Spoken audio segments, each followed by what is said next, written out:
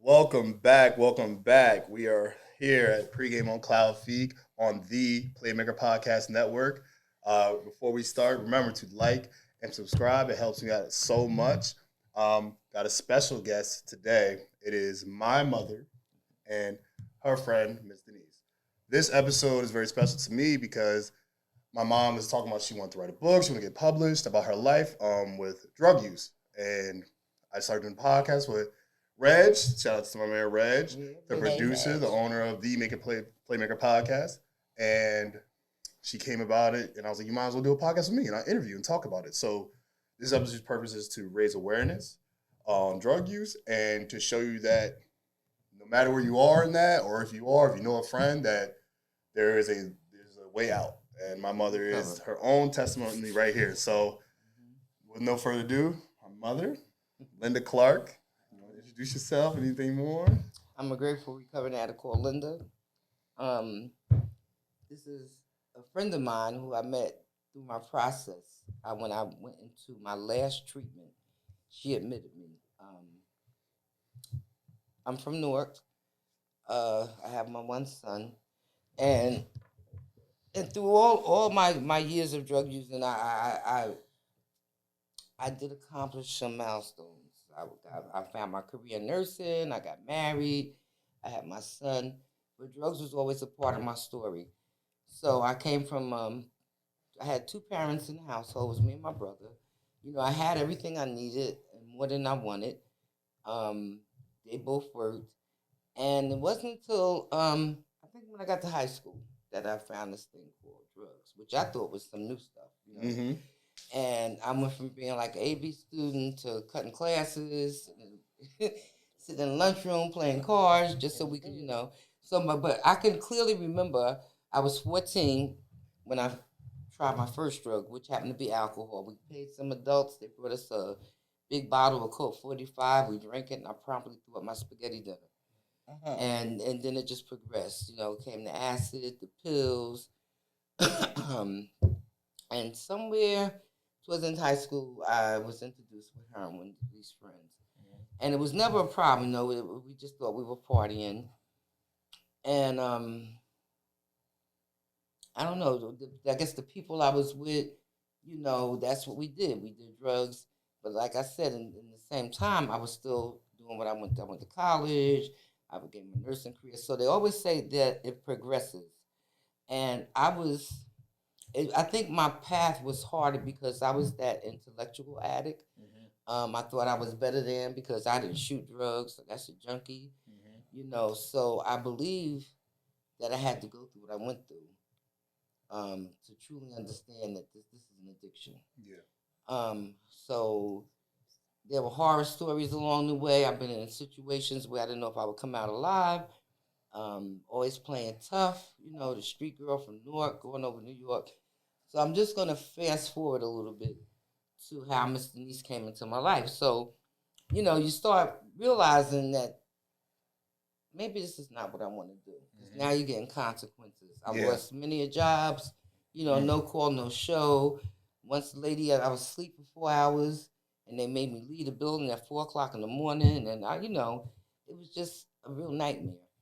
So I went to a couple of detoxes. I always went in where I would come out on a Friday, which was payday, and I always said, oh, I'm only going to do cocaine because now I'm freebasing. And without saying the name, but you'll know who he is, I was introduced to freebasing by this singer. And we were at my girlfriend's apartment on Prince Street. And he's like, he had this big propane thing on the table. He's like, come on, girl, come try this. I'd already had dope in me, and I didn't want to do it. You know how you don't follow your gut? Yeah. And I took a hit of that thing. My ears clogged up, my eyes bulged, and I fell in love, and I threw up. So, so now I'm constantly, because when you throw up, it enhances the heroin high. Wow. So I'm in love. So I'm chasing that. And God rest his soul, he's dead now, but the one that made me and Mrs. Jones, that's who gave me my first hit off the pipe. So fast forward, I've been in settings where I saw celebrities smoking. I'm going to leave that alone. So anyway, I go. I'm going into my last rehab. You know, because I was always believed that in God, right? And I came up in the church. You know, when we were kids, we go to church all day Sunday, and I knew it wasn't right. But at the same time, in order for me to be that addict and justify what I was doing, it was my body, it was my money, you know, and then I started getting locked up. I started asking God for help. Getting locked up, I did a little precinct stint. You know, they lock you up, they raid the house, everybody go to jail. You get caught copping, you go to jail. You know, and I remember we had made a check on a computer, right? And they used me because I had the nursing uniform on. I go on this check cashing place. I'm a cash the check. I'm acting like I'm this person's caretaker. Oh my God, it's unbelievable. And I got locked up. That was my first time. Unbelievable. It was so embarrassing. And I remember at that time I had a heroin habit. So if I didn't have it, like the second or third day you get sick. So I'm in the cell. They only have, it was West Orange, they only have court on Thursdays. I got locked up like on a weekend or something, right? And on a Monday. And I'm in there 3 days hollering and screaming. I remember this older white gentleman, he was an officer. He came, he's like, you back here making all this noise. He said, and you're a nurse? I said, I was an addict before I became a nurse. I was so mad at him. And then he came back later. He said, is there anything I can do to help you? And he asked, could you get me some chocolate? Gave me a chocolate Hershey bar. And I truly believe God worked through people, because the next night he came, he gave me a card for outreach center, right? That was one of my, what they call them, spiritual awakenings. You know, because I'm asking God for help, and he's giving me all this help, but I ain't listening, right? I really didn't take heed. I remember another time I got locked up, and I was being transferred to what we call the Green Monsters, Essex County Correctional Facility. And I had been in the precinct, and just as we're sitting and waiting to go in the facility, they're waiting for the gate to open. My bowels are getting ready to break. I'm like, I gotta go to the bathroom. Like, you gotta wait. So when I stood outside the cop car, my bowels let loose. I was a mess. So when we walked into reception, they couldn't process me. They had to take me in the back. When we go in the back, the ladies that, you know, you shower and everything, they were eating. It was so shameful. He said, like, she's had an accident, she needs to clean up. So they start covering their food up. They had little incense cones, so I guess I wasn't the only one. Right? And they started lighting these incense cones. And there was this big, heavy-set woman. She was gay. And she was, you know, are you done yet? As I'm taking my clothes off, throw them in the bag. I said, yeah. She also gave me a card for outreach center on Roseville Avenue. So I look at them, and those were just little glimmers where I think God was working through people trying to help me. Like, when you going to stop this? So I got locked up a few more times. So then I was stuck in this place called Baxter Terrace. Right? I used to just go down and, you know, cop and leave. I'll go down, and I started hanging around more. I would have my father's truck. I'd be down there 2 or 3 days. If you don't bring my truck, I'm gonna report it stolen. Like, and I was just out of control. So, at that point too, I know I'm all over the place, but at that point, my weekend, I used to just do the weekends, then doing the weekdays, and then I totaled 2 cars. Right, because I lived in the Poconos. There was a bus that ran through town one day, I think one time a week, but I didn't really have no means to get down to Newark. So when I totaled the second car, I had to make a decision. And when I say drugs was always in my life, the first marriage, me and my husband both used. The second marriage, I used. And then, of course, my last love, Yusef. We were both in recovery. And we never got to that part being married. But we were together 16 years. We were married in spirit. I don't care. But everything I did in my life, drugs was always a part of it. And it took me a long time. And it was funny because I worked in detox. Right? I worked in detox. I worked at Rad Pro in East Orange. And, you know, and the one thing I will say, I never confused the two. I kept the street life separate from my work life. You know, like drug dealers would say, you want to make some extra money, bring us some of them insulin syringes. I said, no, if I want to make extra money, I will work a second shift. Like, I always took my career seriously, and I believe that's why God spared me, where I was never lost my license because of my drug use. And you know, they'd be sick, and I'd be helping them, you know, and then after I helped them settle down, then I'd go in the bathroom and snort my back. You understand? It was just so crazy. Yeah. And of course, eventually, it became so hard because I was living this way and then I'm living this way. So let me before that, and you know, I was like I said, I was very judgmental, and I saw a post. I posted it, reposted it. I think it was last month before last. It says I stopped judging people when God showed me how quickly He could put me in their shoes. Oh yeah. And with my treatment, that was me and my addiction. Okay. Because when I was, you know, ain't that bad. I wasn't that bad. I worked. Like you know, I ain't turned no trap. Work. Right. Well, so okay, let me back up a little bit. So I always worked in the field. So I was working at this facility, and there was this guy there, and I could tell you like he worked in the kitchen, right? And he would be always looking at me, saying smart things. He started licking his tongue at me. I was like, no, thank you. I use toilet paper. Like, you know, being smart with him. Right. And but he was a nice looking guy, and I really did like him. It was summertime, and he always had this duffel bag. So one day I invited him over. Fast forward, next thing I know, he moved in.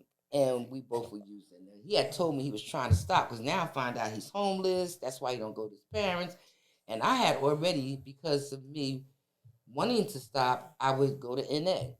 For 20 years, I was in and out the rooms, but I was trying to figure out how can I be in NA but still use, right? Because I wanted what they had, but I wasn't ready to stop getting high. But I knew, you know what I'm saying?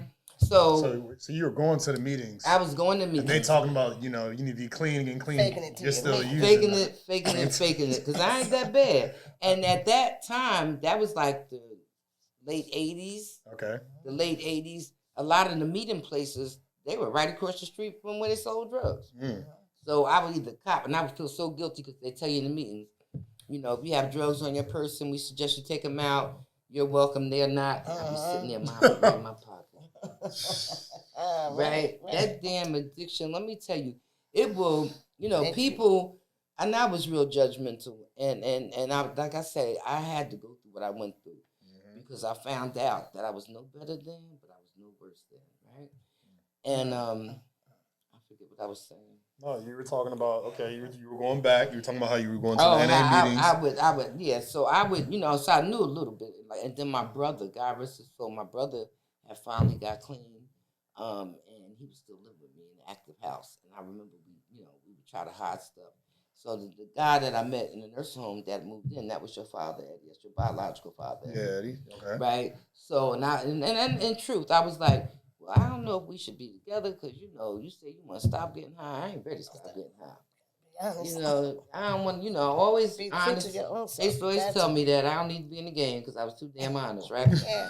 I said, but I don't think I should be. And I clearly remember when he finally, because he had got the settlement, girl. We spent so much money, it was crazy. What did you get a settlement for? Settlement? He had a settlement with this, I think, an accident. He wasn't born yet. But he had got this huge settlement. It was ridiculous. And he finally said, that's it. So he was already he was a veteran, so he went to the VA, and it was so sad. All he wanted me to do was bring him his clothes and pajamas. I'm coming. I wasn't coming nowhere. I was home getting high. You know. So fast forward, he came out, and he stayed clean, and we were still together. And I was trying to act like I was still clean, right? And he started playing basketball for NA. And I was still doing what I was doing, and I was like, you don't pay no attention to me. You always going, blah, blah, blah. And I remember he picked me up, he slammed me on the bed, broke the splint. We had sex. That's when I got pregnant with you. Oh my God, it was rough. I'll never forget that. That's when I got pregnant with him. So now it's starting to become a problem, and I ain't gonna tell y'all too much because I'm writing my book. I don't want to put it all out here on the tape. You gotta promote this book. So I want to read. So I got pregnant. Of course, he didn't want a child because we realized once he got clean, we only had sex and drugs in common. And then he was a problem for me because now you don't want me to get high. But I told him, I said, well, I'll tell you this is what we're going to do. You don't have to take care of this baby. I'm a nurse. I make enough money. I'm keeping my baby. I got the baby from you, and you got recovery. He really didn't believe I was pregnant until he saw me at an event and I was dancing.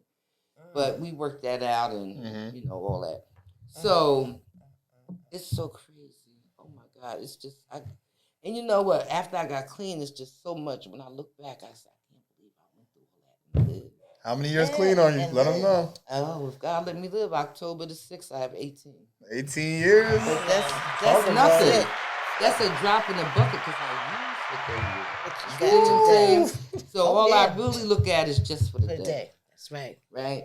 And so now there's some things, like I said, I had to go through this process. So, and I look at how you got to be careful what you say out your mouth. So I would be seeing these girls, right? They be pregnant. They be coming, y'all serving them bitches. You pregnant. You getting high. Y'all serving them. I clearly remember my baby shower that I wish she was here. My Rafiq's godmother, Judy. That was my best girlfriend. She's a big part of my story. I'll get there. She gave me a surprise baby shower. And I left that baby shower. I came home and I threw all the gifts in the house and went down the street and copped. But now to justify, I ain't using no heroin. I'm just using coke. Yeah, because I'm celebrating my baby shower. Yeah, because you know heroin, when the baby gets sick, I'm just use coke. Right? So now I'm working, pregnant, smoking. Working, pregnant, smoking. So towards the end, I had got to the point like it was really hard for me to pay my rent. And my mother kept telling me, you need to give up that apartment. I said, I'm not moving. I could do it. But when my father said it, I was on the call, Judy, I need to come live with you. Right. She said, you can come live here, but all that you're doing, you can't do it. Right? So this was when you were in Jersey. I was in Jersey. And Pop and Grandma lived in the Poconos at this point. They're telling you to come on over to the Poconos. I don't think they just wanted me. They told me I got to give that apartment. Okay. I don't know if they wanted me to come to Poconos, but like you need to do something different. Did they know you were using?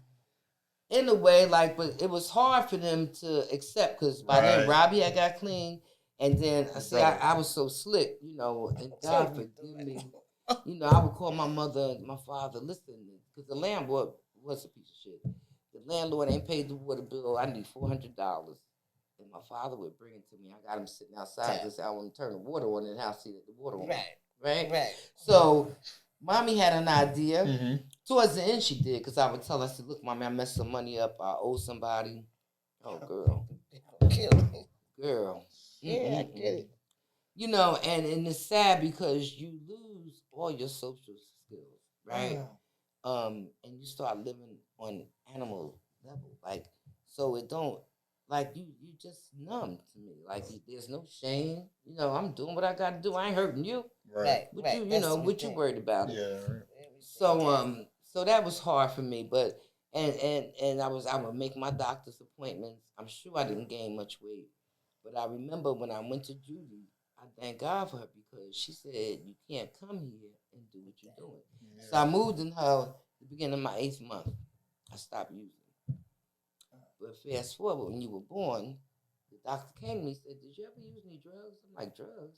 I said, yeah, your son has a little bit of tremors. I said, oh, no. Oh, no. You know, so, but it wasn't, his bloodstream wasn't in mine. So thank you, God.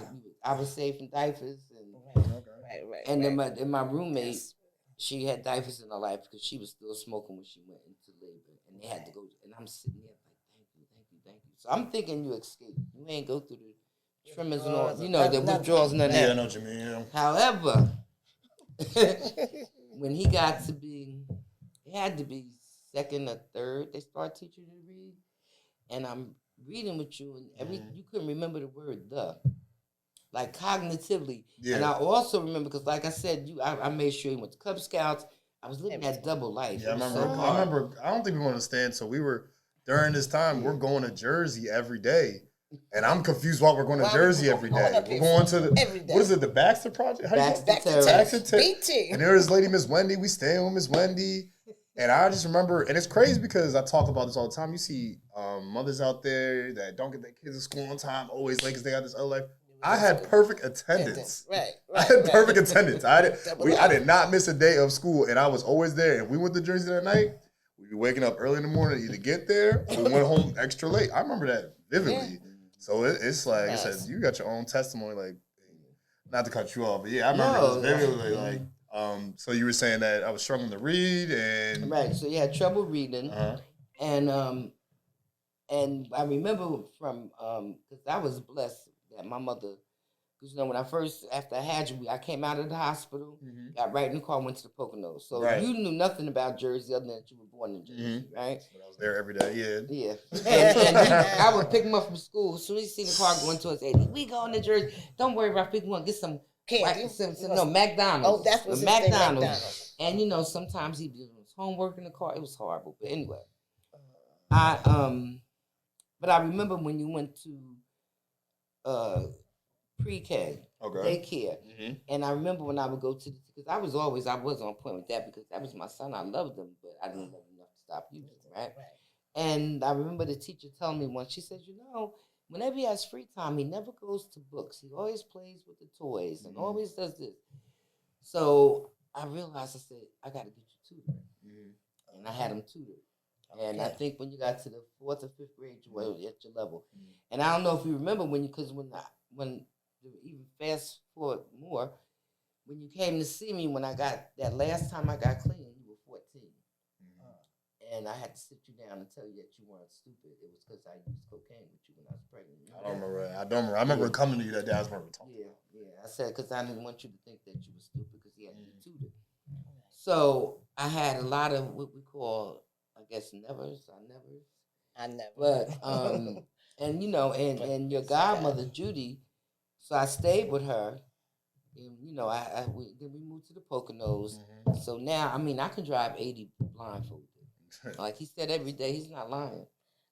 I can drive. And I had a time be an hour and a half down, an hour and a half back. Yeah. They really don't remember. Yes. Right. Yes. Yes, definitely. And he often talked about that. He said, I like the way the kids in Jersey dress, Mom. He said, but they don't know how to play. They want to throw rocks. I had them in or something. Most of the places I had them, they couldn't come in the room where I was at. Right. So I have a lot of regret there. I thank you that you don't hold me hostage to that.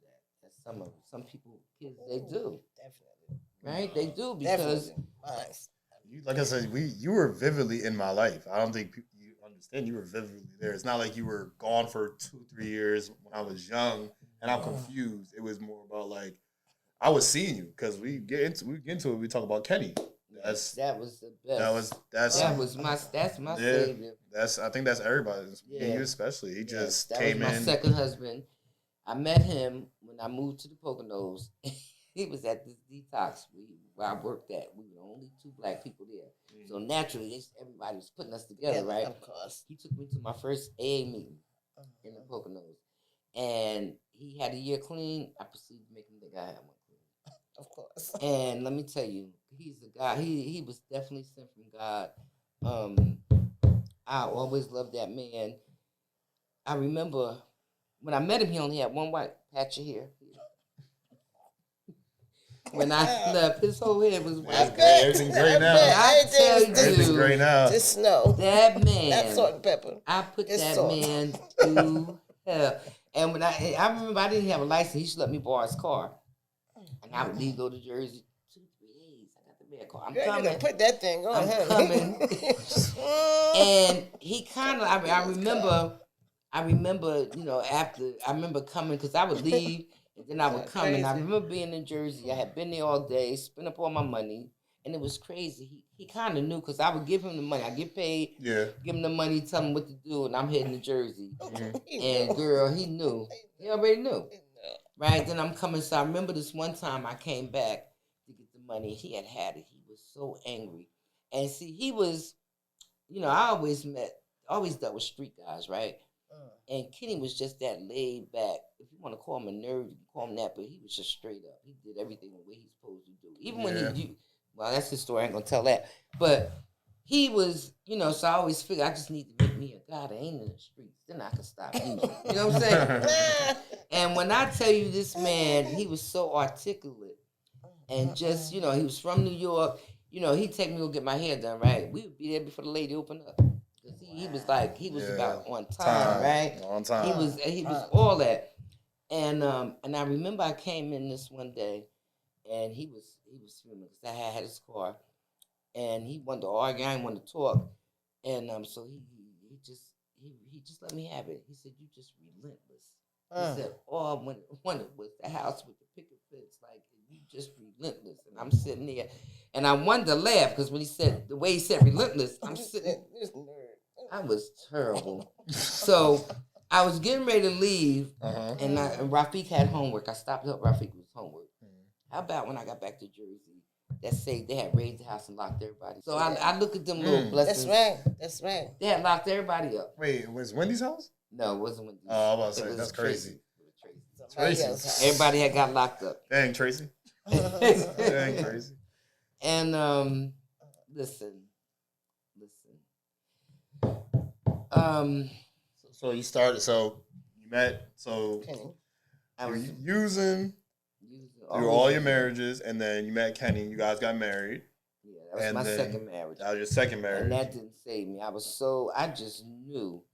I just needed somebody. Like, he had his own history. Yeah. Matter of fact, that's why he has 31, he has 32 years clean. Okay. Because he had a year clean when I met him. Okay. And they put us together. He met Rafiq when Rafiq was 10 months old, and he promptly threw all up. He threw up all over Kenny, right? But Kenny and my brother was still alive then. Kenny was definitely that dude. I remember, you know how they say our intentions? You know? So we had, when it was Christmas time, and Kenny had brought all his gifts. I had brought some gifts, and I wanted to go to Jersey. I wanted this pair of pants for Rafiq. That was my intention, really. Got down there and messed up all my money. I'm down there, so finally when I call him, I'm crying. He's like, just come home. I get home, we had a closed-in porch. I was too ashamed to go in the house. This man had relabeled all the gifts and put from Kenny and Mommy. He still gave me a gift with money in the pocketbook. Like, so, and that was his own denial, too. I remember he told me, he said, you're either messing around with somebody in Jersey, which I doubt, or you usually need help, right? So, eventually we did come to that. So, I did detoxing the Poconos twice. Okay. And Kenny, when you see this, you might be a little angry. And I was, you know, so being that I was only using coke, they would never keep me long. Right. So, I was in this rehab, and him and Rafi came to see me. He brought me the sweatshirt of the rehab. Remember, I threw my teeth away. I had to climb in the dumpster. I threw my teeth away in the garbage. I know. So now they picked me up from the rehab. Okay. This is how bad this disease is. I've been in there 3-4 days. We get back to the house. I got the sweatshirt on, and I don't know what happened. But I went in there. And I told Kenny, I said, oh my God, Kenny, I got to go to Jersey. My girlfriend's father died. You just made it up. I hadn't been home. Ooh, come on now. I came out that rehab, and in 3 hours, I was sitting down at the crack table smoking. Said that the daddy died. You know, with this sweatshirt on. Like, so, let me bring you in here. So all right. So, I mean, did some everything.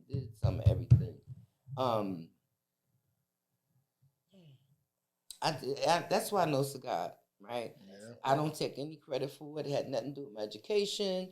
It don't have nothing to do with. I had so many bottoms. Yeah. Hit the bottom, track door open. I got another bottom. Because you couldn't have told me if I ever got locked up. If I ever go to jail, girl, I ain't doing this no more. Girl, bye. What? Tell him. Oh my God, lost my bowels on myself. What? Like, God protected me. And then as far as working, that was the hardest too. Because there's 2 jobs that I lost that I really regretted. Joe Payne's is one where I met Eddie at in university. Okay. But the other one's like, okay, I gotta come back. No, I was working through agency. Okay, I remember saying, well, you want some urine? The guy at the agency, they said you was under influence. I was working overnight at the VA. We take 2-hour breaks. I'm back there. I'm sleeping. And now I'm hearing. I was my first husband's last name. And I hear say, Miss Williams. And oh my, she said, do you know how long I've been calling you? It was 4:00 in the morning. Oh, she told me I had to leave. I said, it is 4:00 in the morning. Girl, I had to walk, and of course I never had money anyway. I had to walk from Tremont. I was staying with this girl way down on Prospect. I'll never forget that. So when I went into the agency the next day, Vincent, God rest his soul, He said, Linda, they said you was like, I said, you want some urine, Vincent? I can give you some urine. Would have burnt a hole in the cup. Pour it up. Right? Crazy, the denial. And then one time they did send me these thorns. You supposed to go meet in the bed. They said, go in the bathroom. Okay, I'm in the bathroom, had somebody else urine, blah, blah, blah. But, so like losing the jobs. And it wasn't until my mother died. Right? So my mother died. And I mean, I remember it. It's crazy because we talked about this. A lot of the things we talk about right now, like some of the things I don't know, some of them I do know, because you were away for so long. Like there's family. I mean, to this day that I just now have seen for like the third or fourth time because that gap of when we were separated. So y'all keep up with the timeline that she met my stepfather Kenny. They were together, and I remember like they would just argue a lot. I don't know what's going on. They're just arguing, and we live in the Poconos at this point right now. Did mommy die before or after this point? She died. Mommy died after because we were in the house together when Kenny moved out. Right, Kenny moved out. And we were still there. We was in because we lived around the corner from my around the corner from my grandparents. And on the weekends we would go stay with Kenny because he still wasn't sure. Okay. Because his wife that he's with now, he had met her. Yeah. Right? And I remember my mother died. He said, well, Linda, okay, I'm not going to move. I said, no, I'm not going to stop you. You know what I'm saying? Because I know I wasn't making him happy. I need to let that man go, right? And I'm so glad. And I love Miss Ruby. I love her to death because she stepped in. That's his wife. That's his wife now. Yep. And she did all them things like she take you fishing with worms and all that. And she be calling me like, he's not listening. I said, you better listen to Miss Ruby. Now, mind you, I said, threaten this lady. Right. I threatened this lady like Kenny. So we separated and he's got his place and we go there the weekend. And while he would go to laundry, I'm looking around. I found this card. I miss you. You better stop giving my husband all these love notes. And she called Kenny crying. He be like, I told you better stop looking through my house. Y'all clearly not together. You call him your husband. Yeah, this is crazy. You know, crazy. That makes sense. You know, and it took the realization for me, right? Because, you know, and because I'm telling you, I was playing all these different roles. Yeah. I was that wife. I was that nurse. Mm-hmm. And I go down backstairs and I was trying to smoke everybody on the table, right? But I clearly remember, like, because I kept saying I want, especially, it really hit a nerve when he said all he ever wanted was the house with picket fence. And so you messed it up. And I know I couldn't do it, man. I couldn't do it. Not because I didn't love him, because I still want, that was a part of my life. You understand? And when, and I sat him down, I said, Kenny, well, tell me how I'm doing. He said, how you doing? I said, well, you know, you still with the other crew. He said, Linda, you haven't paid attention. You're with me every holiday, weekends. I had to let that man go. And I remember the first time I called him, he was spending the night at her house. Oh, girl, I was tore up. I called that man. That stuff. I called that man. When I finally talked him that morning, I said, I was here crying all night. You with that lady. He said, do you know how many tears I shed in that house? Oh, come on now. When I went, Kenny, you know, yeah. So, can't nobody tell me nothing about Kenny and my Miss Ruby. I thanked them because had I been, I remember, okay, so I totaled the 2 cars. My mother died. I got to get up out of here, right? Because I ain't got the means. I got a habit now. I'm going back to Jersey. And he sat me down. He said, let me just say one thing to you. I know you're going back to Jersey. He said, but please leave Rafiq here. If you take Rafiq to Jersey, they're going to eat him alive. Right? And unfortunately, my first thought wasn't like, yes, that's going to be good for him. Yeah. You know what I'm saying? My first thought was like, oh, yeah, responsibilities. Yeah. You understand? That's right. But knowing that he was in his hands. Yeah, right? You knew that. So he saved me from having diapers in my life and you being juvenile. Because I'm sure had you came down, not that I would have set you up to do stuff, just but the you environment. would not. The environment would just have me. Just her surroundings.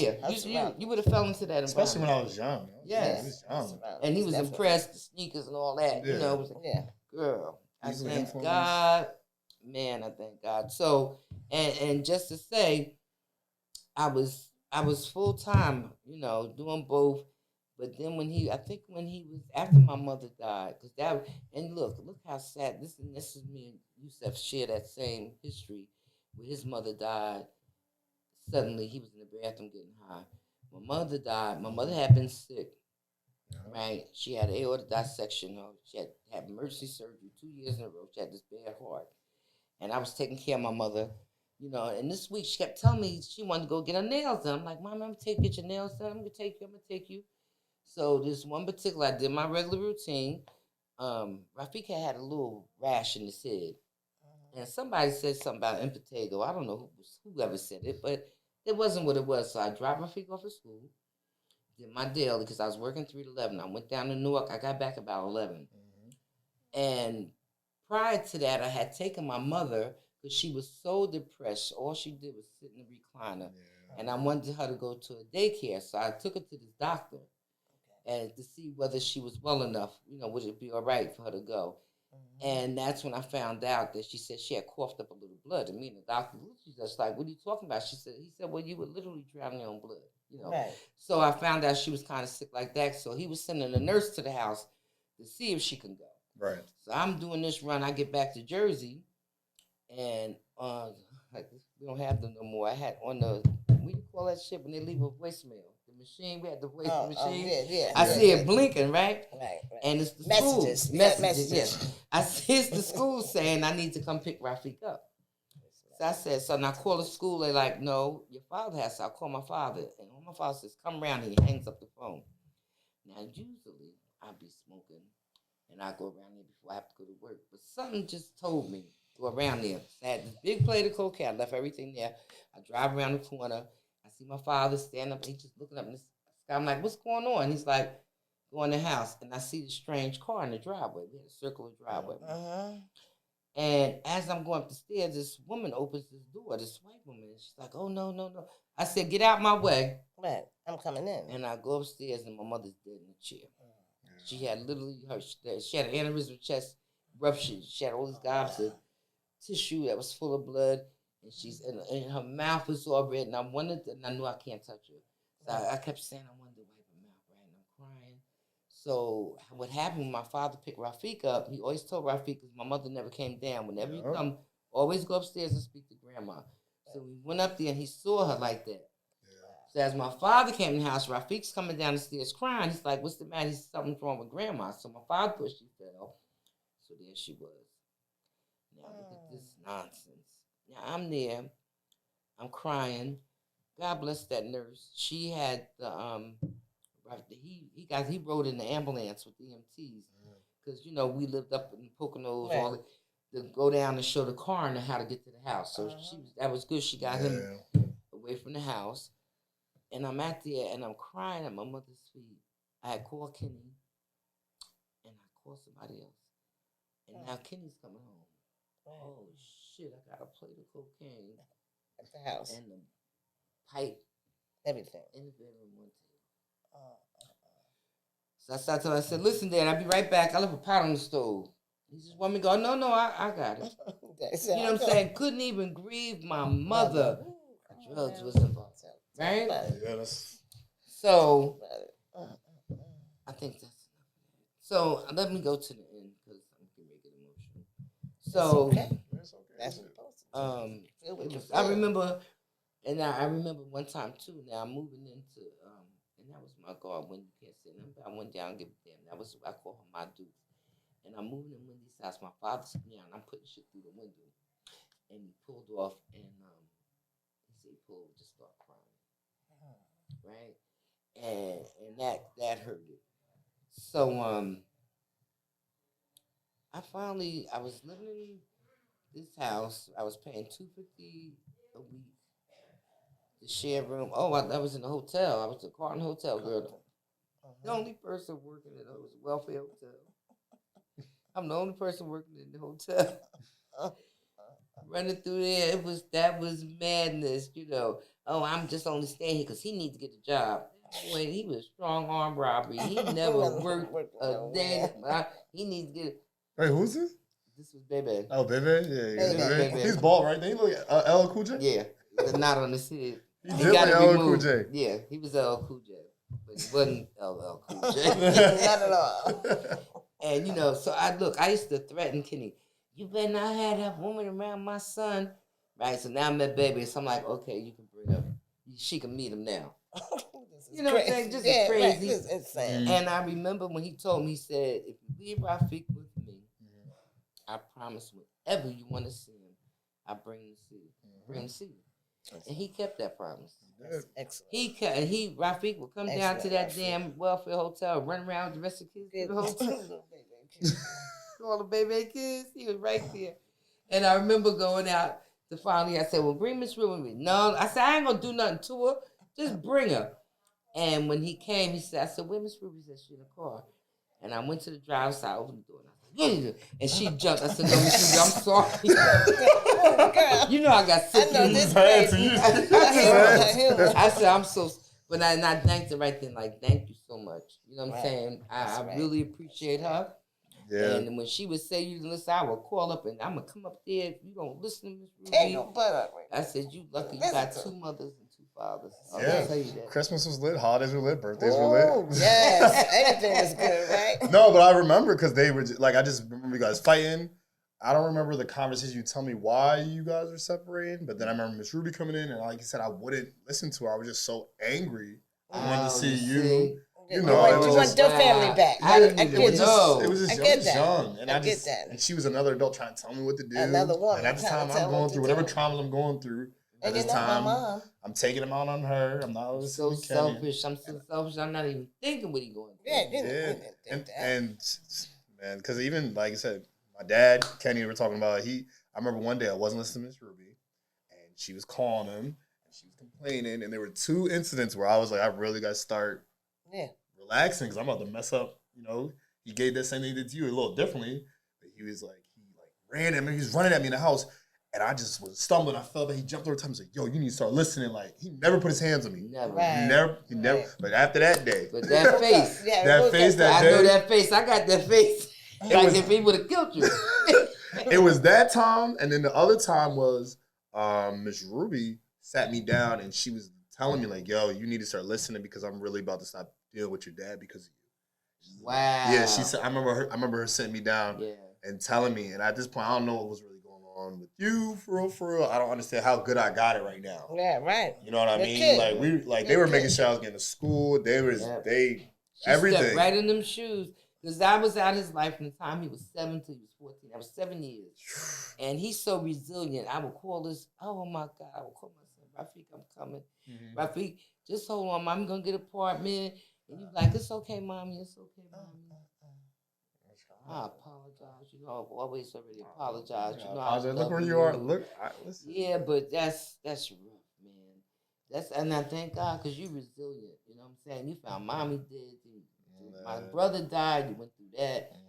He named me, right? He's the one that gave my name, right? Him and my father. Yeah. Was he Muslim? He went to jail? Yeah, he went to jail. And then he came out Muslim, and that's why. Is that why my name is a Muslim name? I was just like, one of his friends in Jersey City was Rafiq. See? And my father, he loved jazz, so he named you after one of the jazz players, Jamal. So that's why we got Rafiq Jamal. I never knew that. Look at that. Look at that. No, I never knew. That's crazy. No, because like I said, we decided to do this because we never really had the time to really catch up and sit down and talk about it. It was over. I'm too busy. You do your own thing. I guess we can start stepping into when you start getting clean. That's when you met Miss Denise. Yes. So you want to step into that. So we're at the point where it's like you and my stepfather separated. Yeah. You're kind of with Baby. I think that's fading out now. With Baby. I'm tired of being in this crack house. We always getting raided. When I first went there, I could show my ID. Now I'm sticking mine under the rug like everybody else. At the hotel, at the Carlton. No, this is at so is it the hotel? No. Wendy's. So Wendy's was the crack house. Well, anybody that had two people in the house smoking was crack house. But even though we smoke a lot, I'm telling you because I'm telling you that was my girl. I remember when we had that atmosphere. Like we would cook, we watch movies, we do all that other shit. Yeah, but the main thing was getting high. You understand? And let me just say, and I often tell the people at this, you saw Miss Doubtfire? You know, you say Miss Doubtfire with, what's his name? Robert Williams. When he dressed up as the woman. Okay, and then he looked in the mirror and did like that. Yes. I had Miss Doubtfire. I was living with Wendy. Okay. And, I'm always a nurse. I remember being in a crack house in New York telling people, you need to be elevating your legs. Not that none of us need to be here smoking this shit. So, but Wendy was sick. And she was in this recliner. And I'm like, and everybody like, leave her alone. Because all she would do was sleep. Because now whatever money she would get paid, they're getting. That's what we do. So the second day, her son had called. She didn't want to talk. She needed to go to the hospital. So we go down there. I call an ambulance and everything. Ride the ambulance. We go down to St. Michael's. I used to work there all the time. And we get in the ER. I see the doctor nurse. And I'm like, yeah, I'm thinking about coming back. The recruiter, she's on vacation. I'm just, blah, blah, blah, blah. So they take Wendy in the back. I go to the bathroom. The toilet's over here. The sink's over here. I use the toilet. I go to the sink. I'm washing my hands. I look up and girl, I hadn't seen myself in the mirror like that. My eyes was bulging. All this was bones, sunken, dark. Because, we didn't, the mirrors, that was for residue. We take the mirrors out the bathroom, break them up. Yeah. So that's another, I scared, now I'm embarrassed. Like I said, what the hell you think you talking to? The nurses, especially, Yes, I'm all in here, I'm coming back. Yeah. So anyway, so I got tired of being there. And, because whatever you ain't got in your underwear tied down, when you wake up, it's gone. Because I didn't go to sleep. I would go in a coma. I remember my longest being awake was 7 days straight. I got paid every Wednesday. And I shared an apartment with another friend of mine. It was her brother's apartment. And I had locks on my door, whatever. And I get paid. I would come home and, pay the drug dealers, pay the loan sharkers, pay her, the brother, and then I'm going to do a bump before I go back to work. And I couldn't get in my door. I had these 3 locks. I can't get in the door. And the girl on the couch said, because your ass ain't been asleep since last payday. Right? So this is coming to the end where the progression, it was really, I'm losing the weight. I'm walking all the way from Baxter Terrace to North Grove Street to go to work, someplace I can't go because I can't get there. Oh, I got a lot of no show, no calls. And so I was living I got tired of paying that money. In the summertime, so I used to work for this guy holding his pills. I decided that I'm going to live outside. Because when I used to live with this lady, I got to pay nothing. She had this dog, and I would just sit outside because I was selling this guy pills. I had sets because now I ain't working as much, right? Progression. And I could sit out there all night in the summertime, and some veggie would bark. I'd wake up and make a sale, right? But this time, I come out of the house, and I'm in this hallway. I had a crate, and it was coming to the end because I had when I left Wendy's house, I was out in the street, and this guy that worked for housing would let me put my clothes down in the basement, right? And I went this day, I left the projects, because that's why I never left them projects. The only time I left, I go up to New Hope, had a soup kitchen, and I go down to the Salvation Army. That's the only time I didn't go to the store. I stayed right in that, caught up. Yeah. And this one day I went with this girl, 7th Avenue, spent the day when I came back. Somebody told me the man got fired and they threw my clothes in the dumpster. Girl, I'm looking, somebody got my jeans. What? Yeah, all my clothes. Somebody had my silk pajamas on. I said, oh no. So my teeth got thrown away. Right? Because I'm always taking my teeth out when I eat. When you smoke. Can't go to work now. Right? So now I'm just working for this one guy. I had 2 loan sharkers. One time I did 2 loan sharkers, and I still love them both. I ain't gonna say their names, but, and I mean, they would loan me money because it was dollar for dollar, right? Yeah. And one said, well, how much you owe so-and-so? I said, 500. He said, take this 500, go pay him and only deal with me. I said, okay. But then that weekend came, he wasn't around, dope sticks, I had to go back to the other one. Right. But, and even though these people, they did what they did, we had real relationships, some of them. You know what I'm saying? And I mean, they could be the worst of the worst, because I knew, we knew them as people. You know what I'm saying? Even though I knew them as people. So, so now I'm in this hallway, And I make it through the summer. I'm in this hallway. Girl, I had the crate, and I had the door. It was be open just like this, so I had to do it lean like this. Now, let me tell you the self-centeredness. I'm in these people's hallway. Because right across is flock on them. They wait for them to open up. I got set to sell. Boom. So it's 4 o'clock in the morning. I'm sitting here asleep. There's 2 women that work for the post office. They trying to go to work. You have to wake me up. So you can get out. So you can get out. I had a fucking attitude. Yeah. Wake me up. How this is my apartment. You understand? This is my They hallway. trying to go to work. They paying bills and in this I business. got an attitude because they woke me up so they can leave to go out to work. Now you got this. So, you really get twisted out Yeah, there. want them to turn the lights back out. And, it's crazy.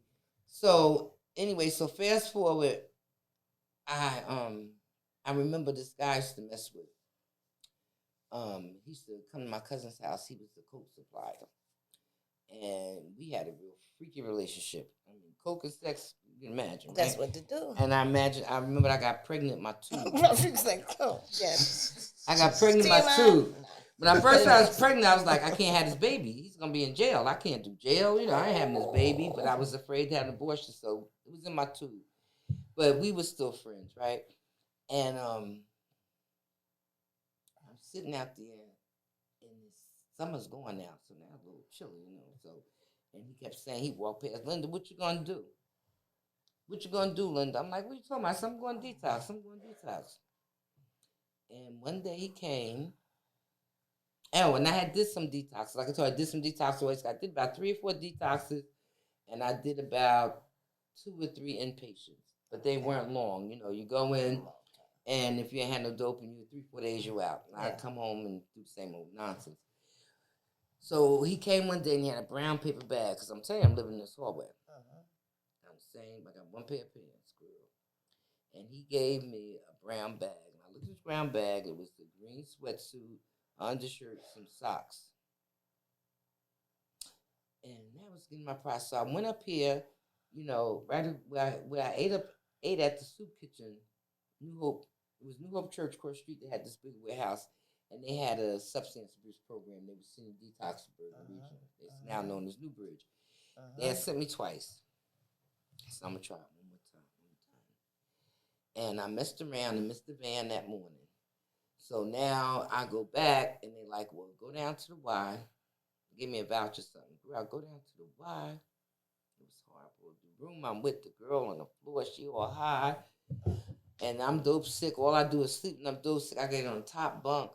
And I remember waking up in the middle of the night. I had to go to the bathroom so bad. And she on the floor. Now she got juice all on the floor. She got $40 on the dress. And I'm thinking, rob her. Right. But it was in me. I wouldn't do it. And that's when I called your godmother, Judy.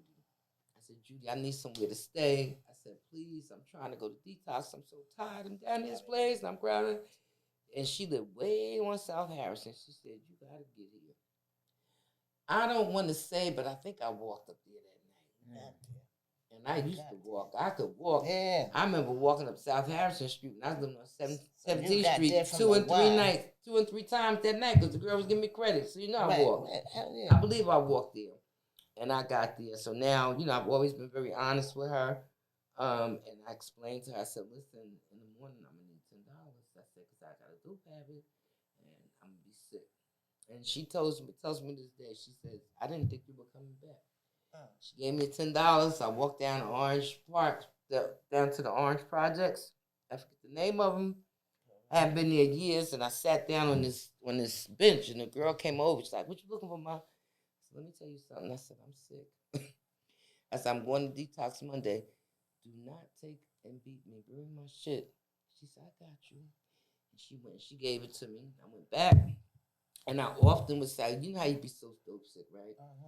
And you take, it's like a straw. You cut it to a little point, take one little sniff. What you call it, a quill? Instant.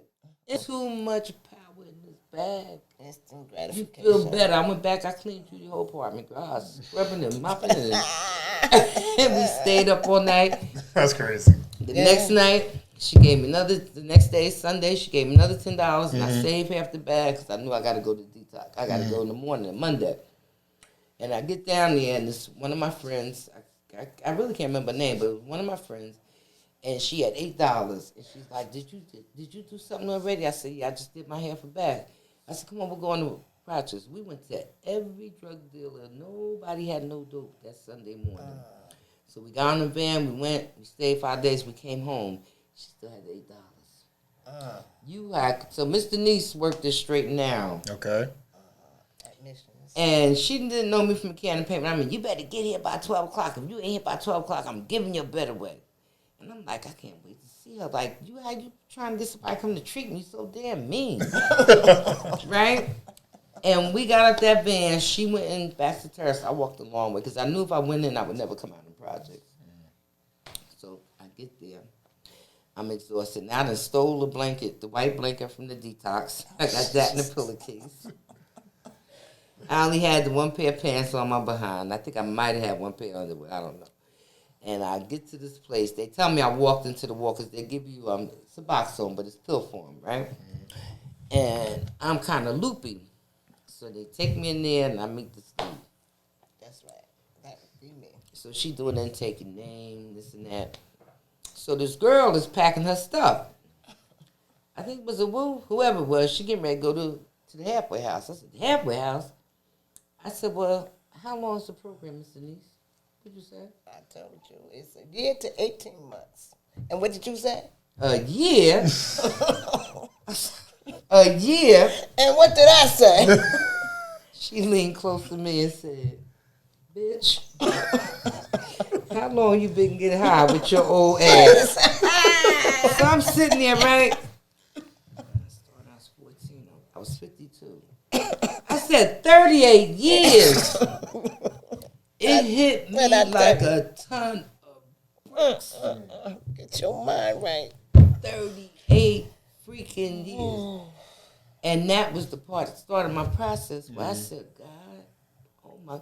And I think all the places I've been, people I wouldn't even be with. I wouldn't have went them places. I wouldn't have talked to people. But it was, who got it? Got half. You know what I'm saying? Yeah, of course.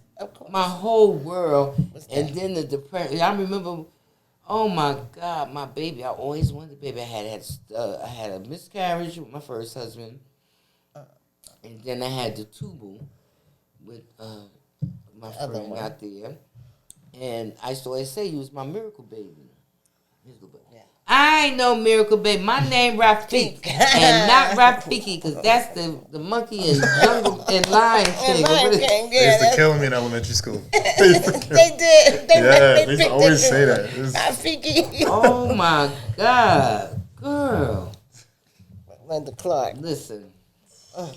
And that's when I knew it was a God. That's when, of course it was always, oh God, don't let this be, don't let this be garbage. But that's when I knew it was a God, And I went in that treatment facility, and I was there. I had no hair. I have a mug shot. I showed you my mug. She used to give me, what's it called? Hours. I didn't know how to do my hair. I didn't have any hair. So when it started growing, I didn't know what to do with it. She, you not supposed to do your own hair. I said, no. We have hairstylists for that. Like, what is the problem? She gave me fever in that treatment facility. Yes, I did. Because I saw something different. But one time, I'm going to say this. One time she was walking up behind me. Oh, okay. She had told me no. I told her no about something. And she, you can feel somebody walking up on you. I was like this. And I turned around and I said, bitch, what you want to do? I get off at 4 o'clock. Let's do it. Yes. I hated her. Oh, I hated her. And then I started listening. I started listening to some of the things she was saying. A lot of them were slogans. Yeah. And I already told you about Baby, right? Yeah. I already said that. Right? Did I say that already? No, you didn't talk about Baby. He went to a religious program in New York. And I wouldn't go over there. And yes, I did. Oh no, we were just talking about. You told me you didn't go into this. Yeah, he says I was waiting for him to come visit. Yeah, It was every Saturday for a whole month. I'm waiting. Just bring me some Jolly Ranchers and some Newport 100. I'm so this is LL Cool J. This so LL people Cool keep J. it up. This is LL Cool J. Corny ass. And now you're in rehab right now, right? And he's over in New York. He's in New York. You got separated. You're out of that situation in the motel. Okay. Right. And so he's in New York. But he's still like, he supposed to be clean. He had stopped using too. Okay. So I'm like, bring me some Jolly Ranchers and some cigarettes. I'm coming. So then I got whipped that he got married. I said, baby, why you? I ain't get married. And thank you, Janet. Janet said, yes, he did. I saw the pictures. Yes.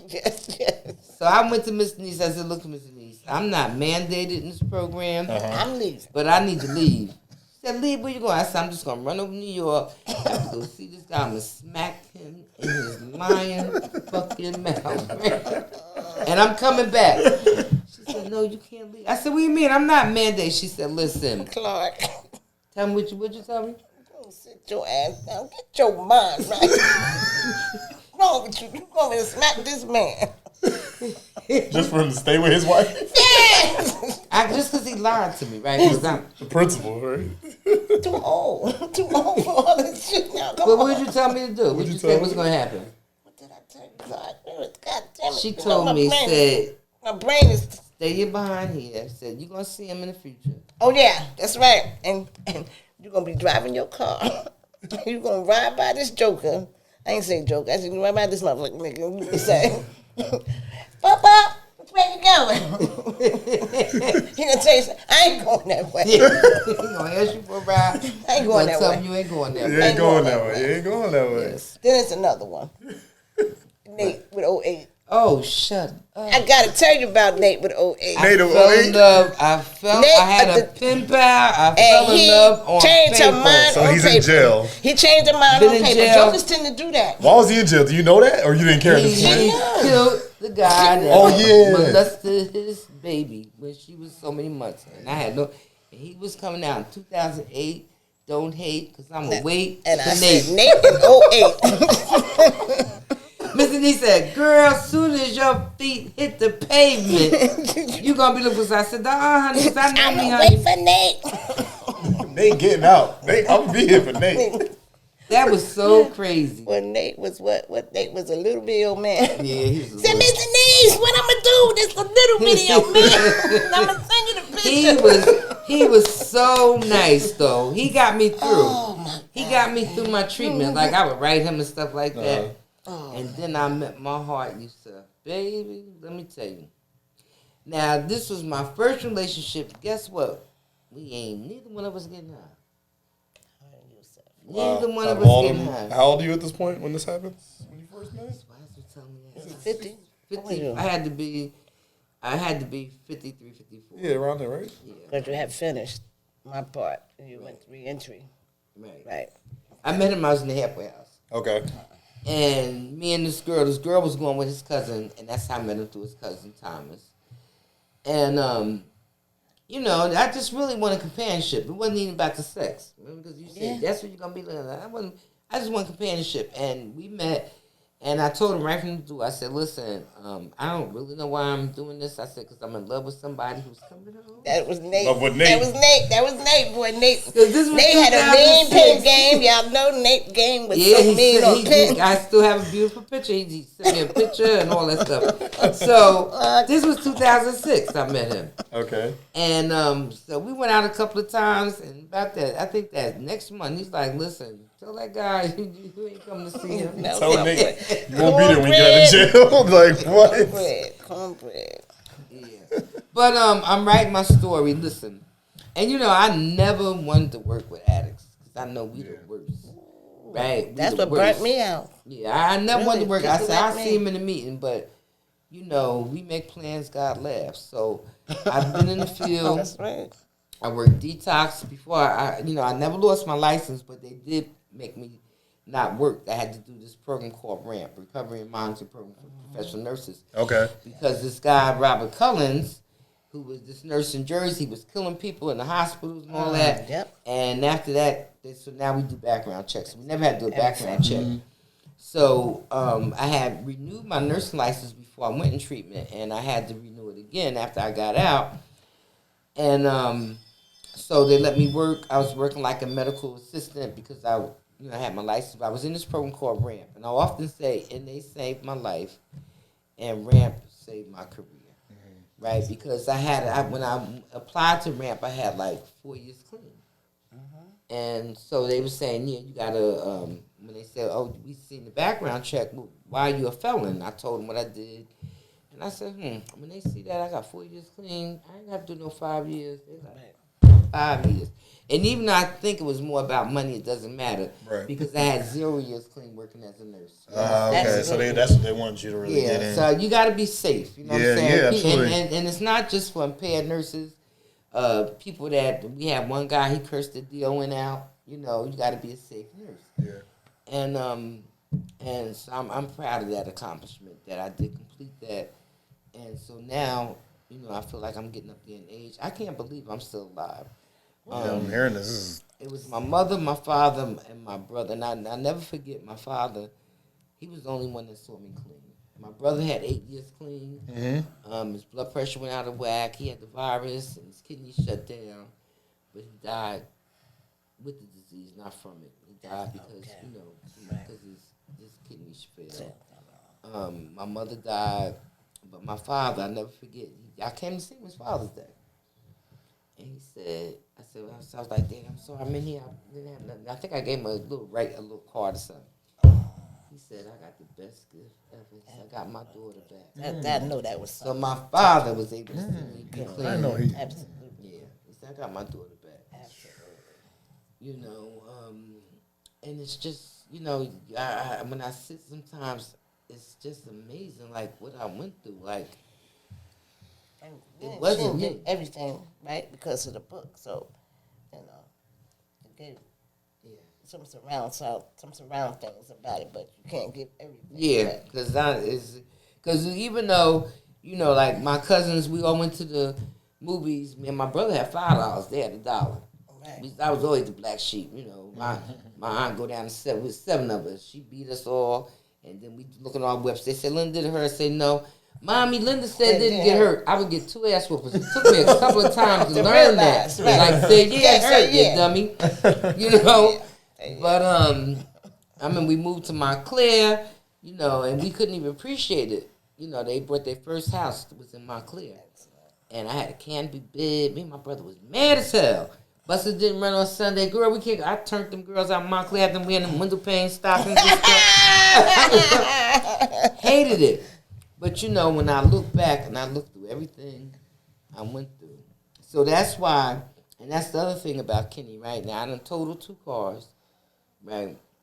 And it's out there now. He know I'm using, but I know I got dope habit. I got to move back to Detroit. My mother died, too. I don't even want to be up here. Right. And I was taking Rafiq. And that man said, please don't take him. That was the best thing that ever happened. So I'm glad that, because then I don't know how you ever make amends to that. I think I'd have been suicidal, you know, if I'd have messed his life up. Yeah, you understand? I get it. It's God hard. used people, you know, he put Kenny in his life. Yes, yes. So my thing is this, and so I started off saying, I never wanted to work with addicts, right?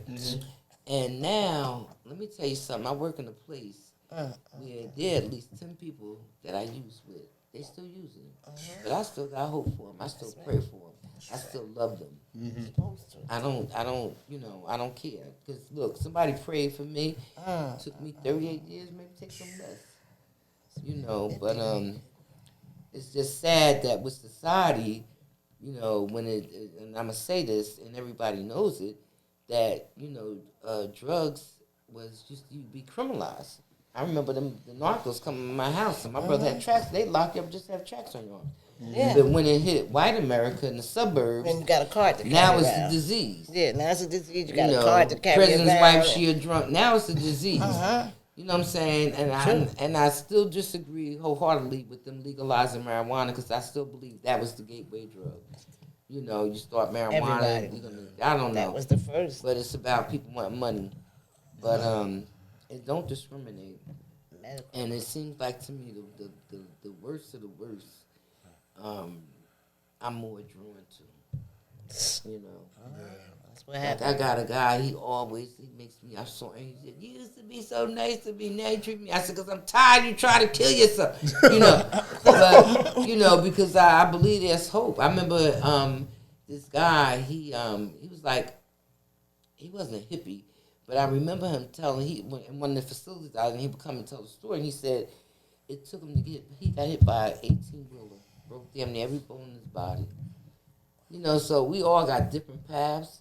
I thank God every day. Ever since I got clean, every day I wake up, I thank God for another day on top of the dirt. And I always, and my foundation was, when I first went to treatment, I would write on the steps 1, 2, 3. This month, 2, 3. And I had to get a foundation that you was the only thing I loved. You was the only thing I had. But I had to have a foundation that, God forbid, something happened to me, right? Yeah. I couldn't use. And that was in brick. Never thinking about Yusuf. Never thinking about Yusuf had all these diseases. Underlying ailments. Yusuf been sick for years. But I never thought about that. Right. You know, and when it happened, not when he died. The one time when he was in the hospital, 7 months or whatever, and he was on a ventilator and stuff, and they had called. He had went to the rehab that Tuesday night. We were so happy, and they called me Wednesday morning. He back in the hospital on a respirator. So I'm at work, and I want something, but I don't know what it is. I didn't know what to do with them feelings, right? But I knew I didn't want to use, so I started the emotional eating. Yeah. And I went on my phone and I ordered a large Carville ice cream sundae. And that's how I was able to leave that job that day. Right? So I was doing a lot of emotional eating. And even when he passed, you know, I think I went on, I'm still grieving. I think I went through, you know, there's 7 stages you go through. I've never had to deal with anger. I'm not angry with God because God gave. Come on. God gave, we had a good life. Yeah. We had a good life when we were traveling. Even after he came home that last time and he was really sick, he was getting medication that kept his heart pumping. Yeah. So I was only 25%. And we able to make some trip with the Washington. Yeah. Went to the R&B thing. Everything. You know. Cruise. Yeah, y'all did a lot. And it's unfortunate, but it's fortunate. Like, I still see him take his last breath. And I think God did that because me being a nurse, had I found him dead, I'd have been like, oh, I should have been here. I could have saved him. Yeah. You understand? So God had to let me see, no, I'm taking him. Right now. I'm taking him. He's going, and that was it. So now I got to really get back into, I'm trying to really write this book. Yeah. Have to. I'm writing a book. And for anybody out there, like, whether it's you or a family member, don't ever give up on them. Don't ever. You know, everybody's struggle is different. Yeah, I don't want to. But I believe in recovery. That we do recover if there's a way out, and it's just unfortunate that some do die in order for others to live. That's the piece, right? Yes, absolutely. You know. That's the piece, but. So you meet Yusuf, that's your late husband, and that was 16, 17 years, we were together, right? November would have been 18 years. And you were saying that you always had your thing, your foundation to keep cleaning. When he went, that was your thing. Like, you didn't prepare for this. No, but I didn't. You didn't prepare for this. So what is something, I guess advice you want to give people other than just not give up, but like advice to people that are keeping clean from whatever their addiction is? Yeah, no matter what it is, we know what to do. Like, I can't really promote it. I lived the lifestyle. I can't really say it, but we know you don't go around people please. Like, if I sit in a barbershop and get a haircut, right? So I stay away from people. I don't, I can be around people that drink because I drink a virgin pina colada or whatever. But I just for the most part, it's one day at a time. Like, you have to stay focused and know, don't let nothing take you out. I just lost my son. I lost my husband in 17. This ain't my story. You could share yours, though. Story. I'm gonna share a little bit of it. Mm-hmm. And when I had a relapse, and after 21 years of being clean, I lost my husband in 17, and it's just like the world came down on me. Addicts be complicated people. I'm complicated, and that's why I say I could never work in the field again. Not hands on hands. Like, no, I wouldn't want to do one-on-one. I would prefer to be, if my leg would allow me to. Give me that because my knee messed up. To be outreach, to help somebody in the streets. But that's the kind of work after I left inpatient facilities working. I went outpatient, outreach, and I went into abandoned buildings, shooting galleries, everything, helping somebody. And I prefer to do that than to be a hands-on because we some complicated people. But like I said, I had a relapse after being clean at 21 years. Didn't prepare for a lot of things, So now Linda got into my back pocket, and now I'm in her back pocket. And that's what I said. That showed each one me. teach one. That showed me. Yes. Yeah, because she said, I'm going to get, as a client in my facility, she said, Mr. Neese, I'm going to get in your back pocket, and I ain't getting out. She said, yeah, you're sure. But she's one of the clients that I stayed close to. I mean, she stayed close, we both stayed close. And with my relapse, I had to let her know. And now I'm in her back pocket. I'm one of her clients now. Yeah. So this is how it goes. Each one teach one, and you got to surround yourself with people that's doing the right thing. Shit, I don't have a problem getting high by my damn self. Right. That's who I was. I could get high by myself, but when I lost my son, it made me want to live. Before I lost my son, I had just went to the program. Her facility. Maybe 3 weeks before he passed away. And didn't even see that coming. He had a heart attack at 44. Heart was septic. Didn't see that coming. Man, my son was like this. So that's what I'm doing now, taking one day at a time. So one day at a time. So one day at a time. Yeah, because that's got to be hard. Because like you said, you there's a program, there's steps you need to take, the people you need to forgive, the whole, the meetings, the consistency. That's right. But like you said, they don't, I guess, would you say they don't prepare you for that, or do they not talk about that? Do you wish, when you're in recovery, do you wish they talked about that more? You're going to hear your story. You're going to hear your story. Somebody you're going to be able to identify with, somebody you're going to be able to relate. But ain't nothing like going It's nothing like going through it your own self. Okay. Like to lose a child, that's for me. Like, I have a son and a daughter.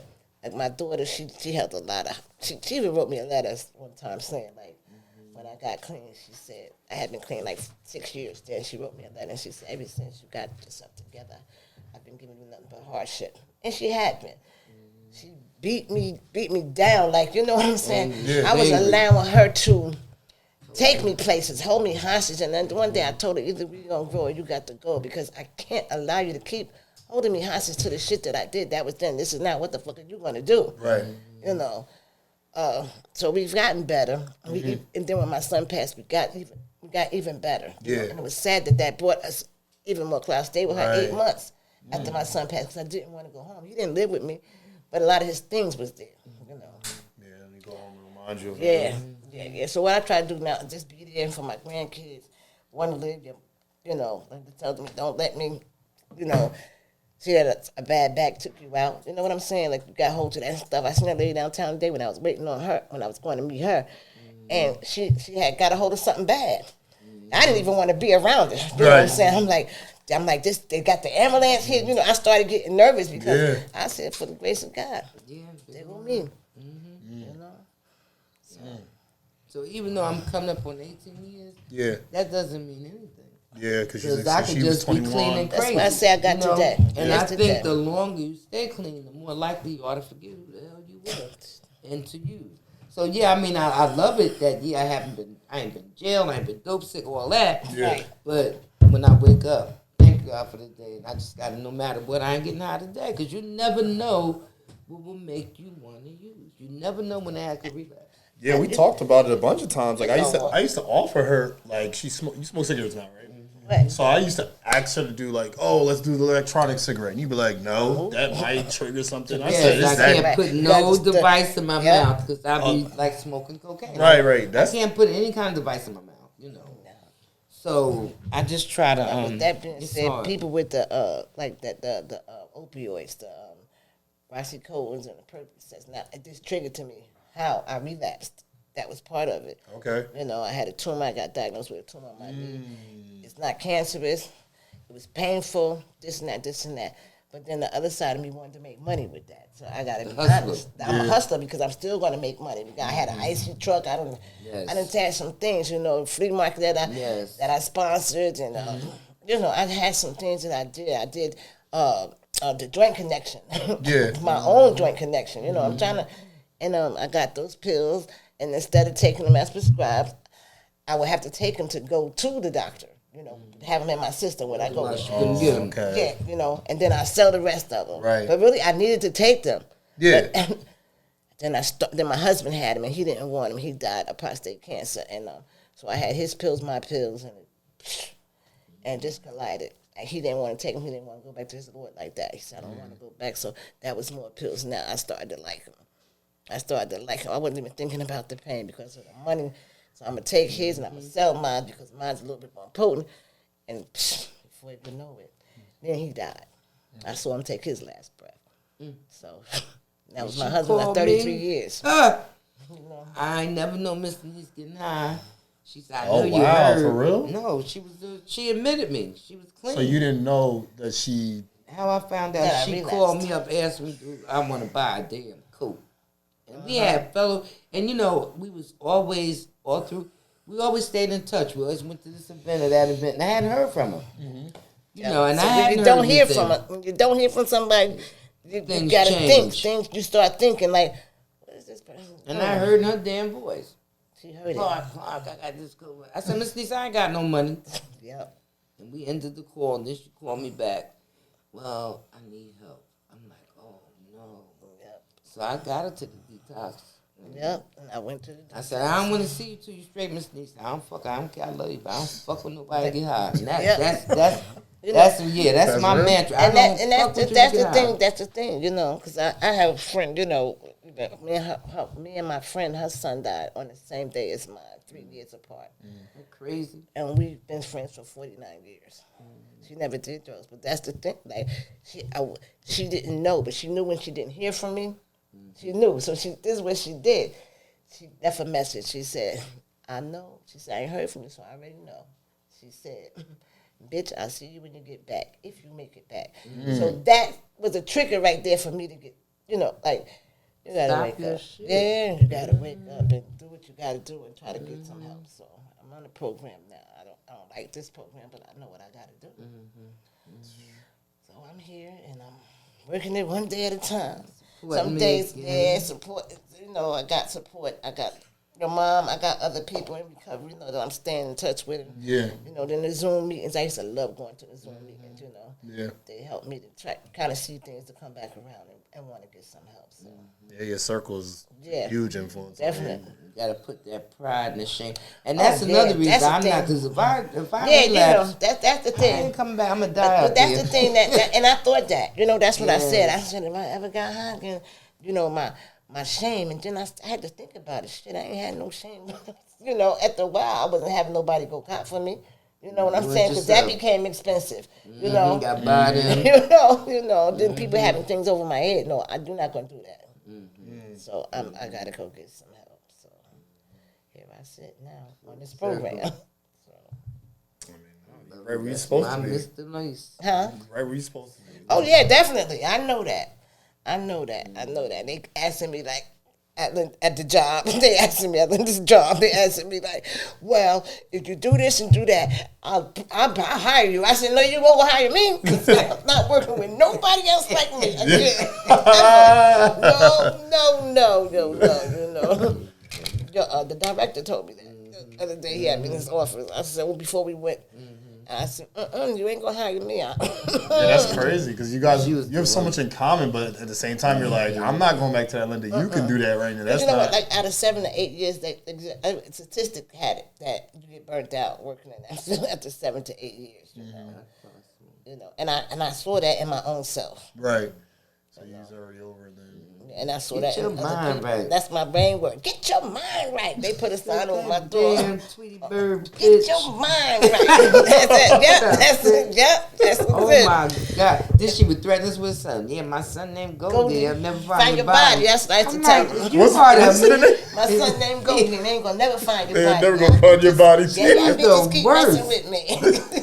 Oh my God! And she was always on me about my hair. So like, I still don't get that. Some people can't do their own hair. You know what? Because That's why I wanted her to have to find out her age, right? I was too old to be learning.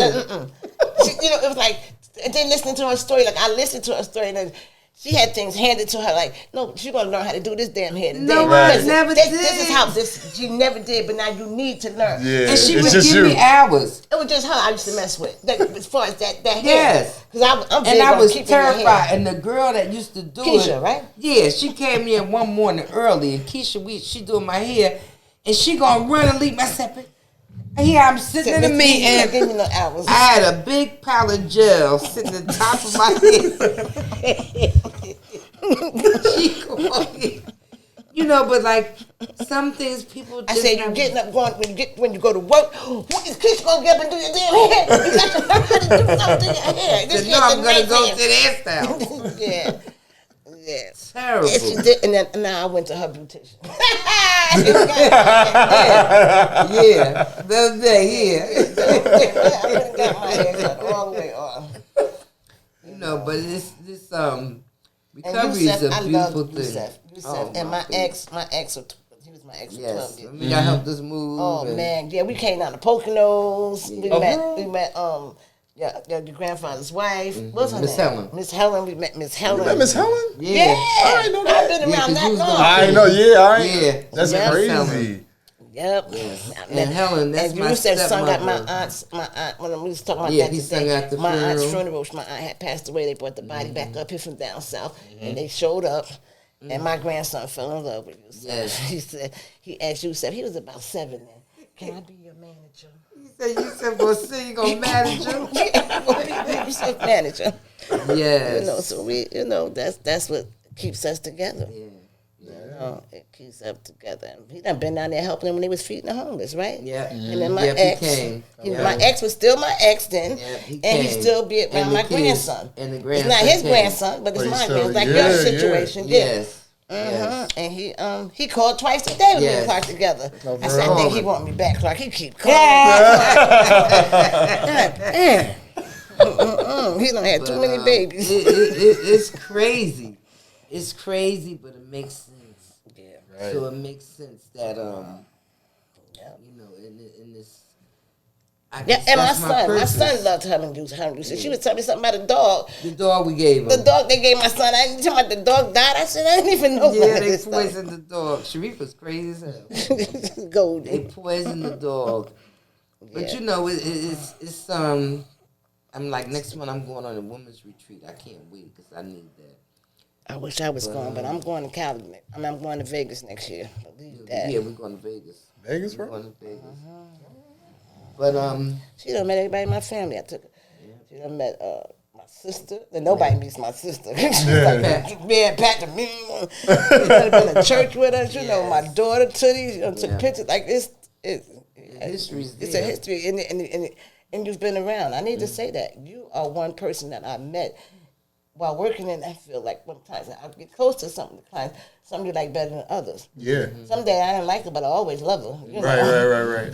So, You know. right, right. So we, she done met people in my family, and just my grandson, that guy, he didn't talk about Yusef. He said, Yusef gave me them games, so I had to tell him the other day. I'm He's the 14 gamer. now. He's 15. I said, them wasn't Yusef game. Them was Clark, and they don't call her Linda. Miss Linda, they call her Clark. Because Just like me. from the treatment, she go everybody by the last name. Right. You notice I call your mother Clark? Did Did you notice that? Oh, Never heard Linda. That's what I call her, Clark. But I'm writing my book too, because for Rafiq, sometimes he would ask me questions. Good. You know, That's so good. man, I and the blessing. That's the main reason. It ain't because of the fentanyl killing the body. It's because of God. I would feel like I'm slapping God in his face if I was to use. Like, it didn't have to That's be deep. this way. That's deep. It didn't have to be this way. I feel chosen. Pick me up out the muck of the mind. 'Cause, I mean, I have really progressed. Yeah. I told you I had one pair. I think I might have 2 pair of pants. But one pair of pants and I went to detox. Working as a nurse. As a nurse. Man, the money I was making, we sit around the table talking about we going to go cruise. I bring my outfit from the Poconos, hang it up. This is what I'm wearing tonight. And now I'll be there next morning. We still sitting there smoking. The same thing, the same outfit. Take the outfit right on back to the Poconos. It was great. You remember I came? Remember where I took you to see the Rugrats? Yeah. And I took my girlfriend's kids, right?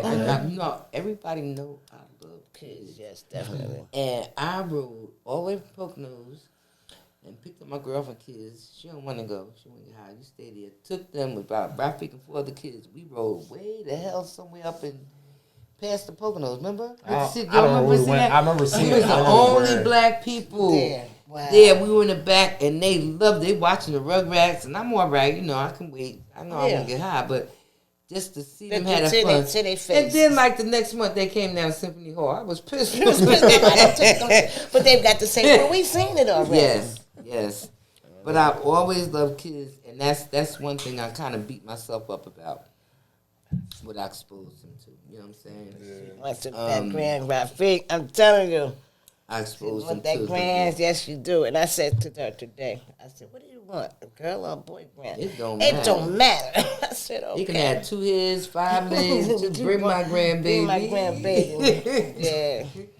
But I thank God. God is merciful. That's how I know God's merciful. You're gonna have that baby. Right, because I could be somewhere stroked up like this. You see it. In jail doing a hell of a lot of time. I did it. Definitely not State have my prison. license. State prison a couple of times.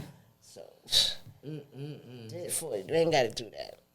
And that's So I just want to write that. I talk to my clients all the time. Get that book, Clark. Get that book. I'm gonna be a supporter.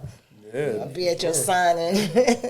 My other question is, we kind of talked about, they talked about like legalizing like marijuana as people that are recovering clean. How do you feel about that law being maybe passed? Do you think it's already passed? Well, I mean, it's already passed, but I'm saying like when it becomes a norm, do you think that is going to is that going to hurt a lot of people? Do you think like, I don't know. Are you biased off your opinion of that, or like?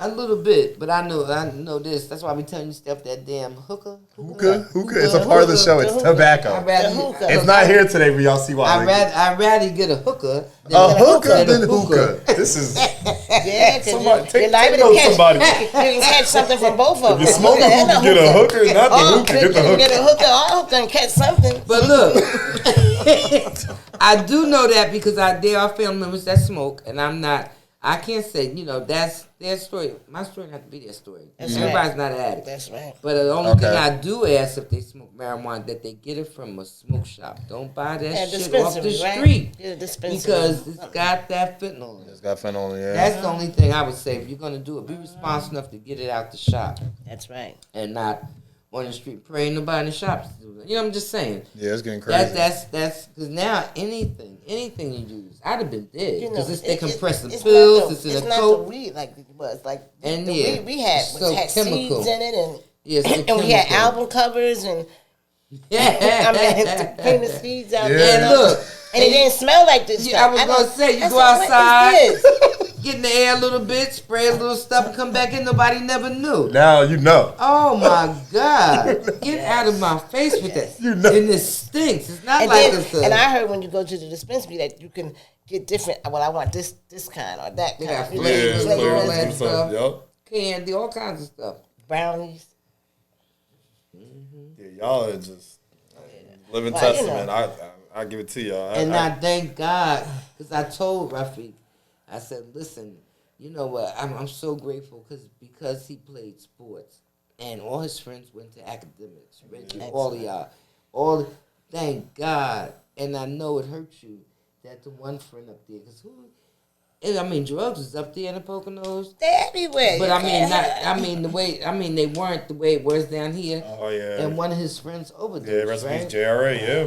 The Poconos, a lot of black people moved up there, and then it's like a black hole, though. You get stuck out there. And if you're not raising kids, you're in the drugs, you fighting, you mess with people, and he just got into the wrong situation, and then, he overdosed. It's crazy, But I used to always tell him, Rafiq.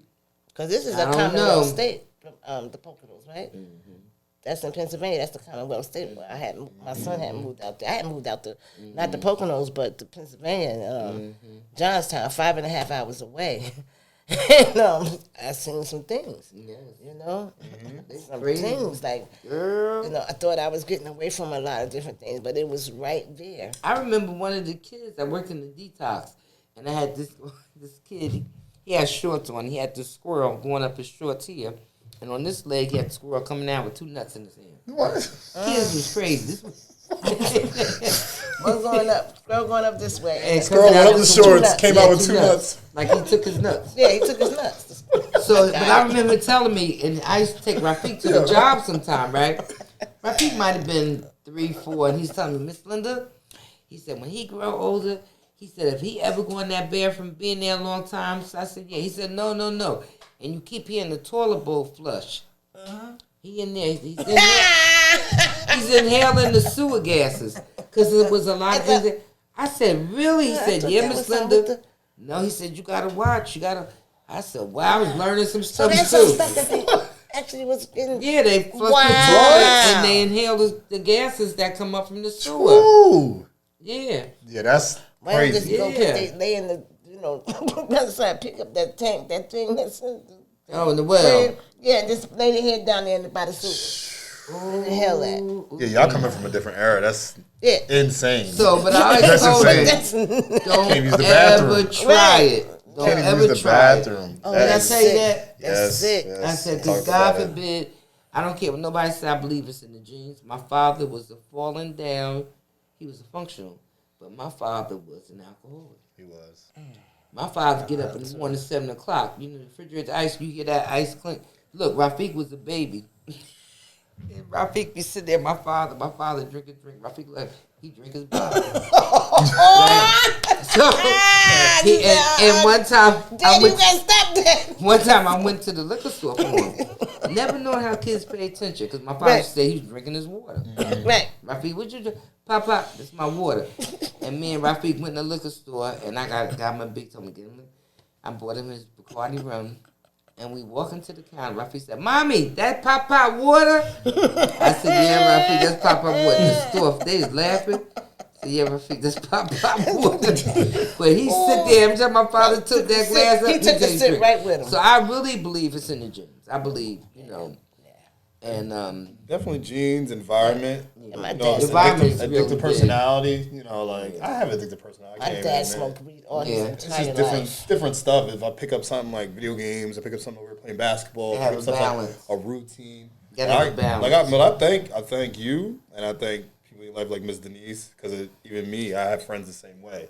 If they doing the wrong thing, like we correct each other, or even our like what we all have in common. It's not the wrong thing. That's excellent. You know what I mean? Like I like to drink, I smoke hookah, like I like to have a good time, but it's not like I can't do it every day. Oh, you know that. There's people that go to like happy hours consistently. I'm like, Yeah. I like to do it socially, but I can't just sit there. Like I was watching football today and I tried to drink a beer, and it was just me, and I was like, I can't do this Right. by myself. So- It has to, for me personally, it's mine. it's social. It's social environment. So if I'm around people that do that It has to be the Super consistently, Bowl or something. it gets You'll get caught up. Right. it gets more like, okay, this is doing too much. Yeah. Or I'll Yeah, know you'll like know. I'm not going You'll over know. there. You'll And know. I'll try to find something else. So that's why, like I said, all my friends, they really just, they know who they are. We talk every day.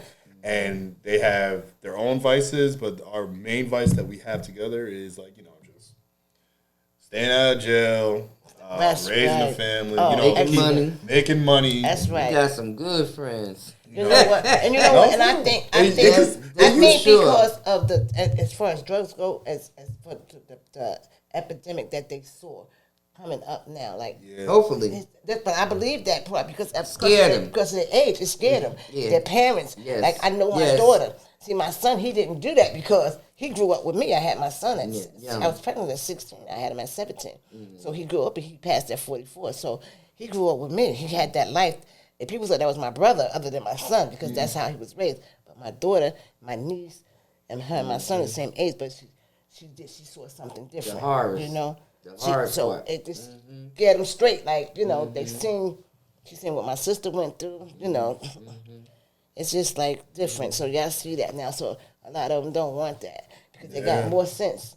They got common sense. Like, we didn't see a lot of that. I saw a lot of it. Traveling, I talk about it. They With my travel. older cousins, like, a lot of them was was dope fiends and stuff, but they were functional dope fiends. Yes. They dressed nice. They kept their hair done. They had the Right. skaters. Right. So I was attracted to that. The lifestyle. The lifestyle. The lifestyle got me can before the get you drug. too. Yeah, the lifestyle can get you. The lifestyle can get you. And now these kids don't even care what they put on today. Mismatched colors. They don't, like everything I gotta match. Like I gotta have this matching, that matching. Everything has to match. And these kids today, my daughter, my son. My son didn't say, but my daughter, my niece said, "You ain't got to. Why you gotta match everything?" You know. That's the way we came up. And they gotta. I have to earn. They not earning nothing. No, yes. You earn. Do I iron? Yeah. Sometimes. I almost ironed today, but I came out late. Like, I almost ironed this shirt, but I was like, I was going to take too Reggie, much do you time. earn? See, some people throw it in the dryer. Some people Yeah, that's what I'm saying. or you just hang up your It's shirt. a lot of kids You just- today clock they don't earn. That's why I asked them. Do I they almost earn? ironed today. I can't remember the last time I did, though. Like, it has to be very, like, okay, this is A little bit too wrinkled. This is too wrinkled. I even some coming out to the cleaners I might iron. Yeah, Like, when we what? was down in Virginia, she was up there earning. I said, I'm not earning today because I didn't feel like Earn. Yes. So look, when she went somewhere, I said, look at this shirt. Now she don't Yes, earn. I'm gonna take it, and I put it on the bed. I wasn't sitting up the iron board. I just, and then I did like that, and I put it on. And then I went outside and said, button this. Yeah. Threw my jacket on. I didn't want to see it was Yeah. wrinkled, but they don't. They don't But think life about is that so. stuff. That's So why it's so scary, man. they see a lot of things. It's They're smart. And they don't have no idea how to go outside and just have fun. Hot Just go scotch. outside, have Shoot, you fun. know how to shoot pool? You guys know how to shoot pool? Pool, yeah. I play at the Boys and Girls Club all the time. So yeah. Oh, okay. Well, that's Yeah, I a do good a lot of thing. What stuff. about the ping pong and all that? Yeah, I guess you ping learned that pong, in yeah, school. chess. I'm getting into chess, like some chess. I got a nephew that All plays they chess. know is this. I never do knew how to know play this. chess. Like, I tried to learn. Shamel tried to teach me how to play chess, but I just... It's a lot. It's a lot. It's a lot. I can run. I can't chase. I can run. I can. I can do checkers and dominoes and stuff like that. Oh my god. Oh my Oh god. my goodness. Oh. Listen, Niece, I love you. Thank you so I love much. you, too. You know. Yeah, you just gotta write. I think you gotta, like I said, you gotta take that time and just another time, Sit like, down and... Do it. I got like 4 pages. I started out, 'cause it was or get some, dysfunctional. or I'll look up something like maybe somebody can write it for you. Just talk. No, I'm sure no. you want to write it yourself. Yes. The steno, Because that you gets know. me in my, Okay. The juice is once I flowing. start writing. And then when you go to the editor to get it edited, they do. Okay, I get that. Because my nephew wrote one and my cousin wrote one. And they were locked up when they wrote theirs. So I know damn well I can write mine. And then I had started going to school online. I started that. And then you said being sick. But I said that I'm going to go ahead and do this book. I'm going to just go ahead and write this book. And then a couple of people I met, like, and you read other people's books. And I know I can write a book if they can write a book. Yeah. Language. Yeah. Broken language is just... I used to think about that, but the name of my book would have been My Truth. Well, you should do that. My Truth. I mean, I started doing stuff, but then I done forgot what I did with these papers, with this part of the book. Yeah. Then I have to go back. Start So over. I don't know about that That right last now. ass whooping, right? That's My truth. My truth. You damn right. My truth. Because I feel like people that know you or think they know you, they don't really know you. That's You know, another reason. And that's why I want my book. If I did a book, it would be My Truth. That would Right. be And that's another reason because I open up to some people more than I would somebody else. Yeah. And I don't care, and I just posted that. I don't care what they think about me. They can Right, say whatever they right, want to right. think about me. I know who I am. I'm comfortable Right. who I am. Right. What they tell you, it's none of our business. What they say about you, it's none of your That's right. business. I say all my business ain't everybody's business. That was my motto, But if I was to ever do a book, it would be My Truth, and it would be more so for those who thought they knew. Mine's more like a Those who think cleansing. they know. A cleansing of my soul. It's so much up here. For my grandkids, because I don't wouldn't want to be left out, and you know how your family sit down and tell you stories about this. That's what I'm person. talking about. No. Yes. My truth. No, I'm telling you, right. Yeah. Exactly. I keep saying I write my own eulogy. Nobody gonna stand up over my body and say like they I knew just me. told Tootie that I was going to Nobody write can my do own eulogy. You can't. I'm gonna do my own I eulogy. told her I started. I said, That's but it's what- so long. that's what Helen did. It's so long. Remember? She said, Helen wrote that herself? Yes, and Yeah. she told her daughter and to tell them that she wrote it. Remember Diane? He was crying. Listen, Yep. I'm 70 years old now, right? So I'm closer to the grave than I am before. But even More then, years behind you than you're doing in front of you. yes. Come on now. So I'm confronting him, right? I mean, not confronting. I'm comforting him, and I was like, because he fell apart. Right. We had went up to the castle first, and then that's my father's second wife. She gave him a good 8 years. I gave her fever too. I was gonna burn the house down and everything. You ain't married. That's the one I met? Yeah. Okay. And this woman, me and Helen, when I call Helen, I better not have nothing to do. We be on the phone 2-3 hours. I swear to God, just talking. Just talking. Talking. So at a funeral, when he fell apart, it took me to where? And I text one of my nieces, I think Tahira, a portion. I text both of them, as a matter of fact. I said, oh my God, Rafiq's crying. What is he going to do when I leave? Right. Who's going to comfort him? Right. Who's going to comfort this boy? Because I like, he had to get tissue and It was everything. crazy. It was crazy. Right. The usher had to come over with the whole Yes, box. it was crazy. snot nose. I was deep, so, and that wasn't the first time you had experience someone. No, that was his grandmother. You gotta remember. So when I experienced death, it was early on. It was very early on. With my mother. That was when I was. How old was I? You was third grade. Yes, he was like 7. He found my mother, and then Helen. When my grandfather Helen died, stepped in. When my grandfather died. How old was that? That was 2010. It's on my arm. Actually, it's 2008. Yes, he died 2008. But that was, like you said, that's. How many years is that? Like 13, 14 years in between time. Right. That one was pretty bad too. Yeah. But there was a lot more family there. Right. But this when Helen died. I knew that was like about that this is real and this is emotional and this is what I'm feeling.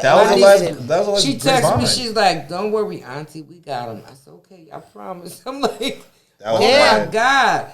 You know how it is when your child crying, you can't help them. They got to go through what they got to go through. Get a needle. Whatever, like you can't save them. Or anything, you can't. So I'm like, oh my God. So, yeah. My son used to tell me that. He would say, "Mom, I'm leaving here before you." And I said, stop saying that because this is what I would say with your bitch ass. Why you want to leave here before me?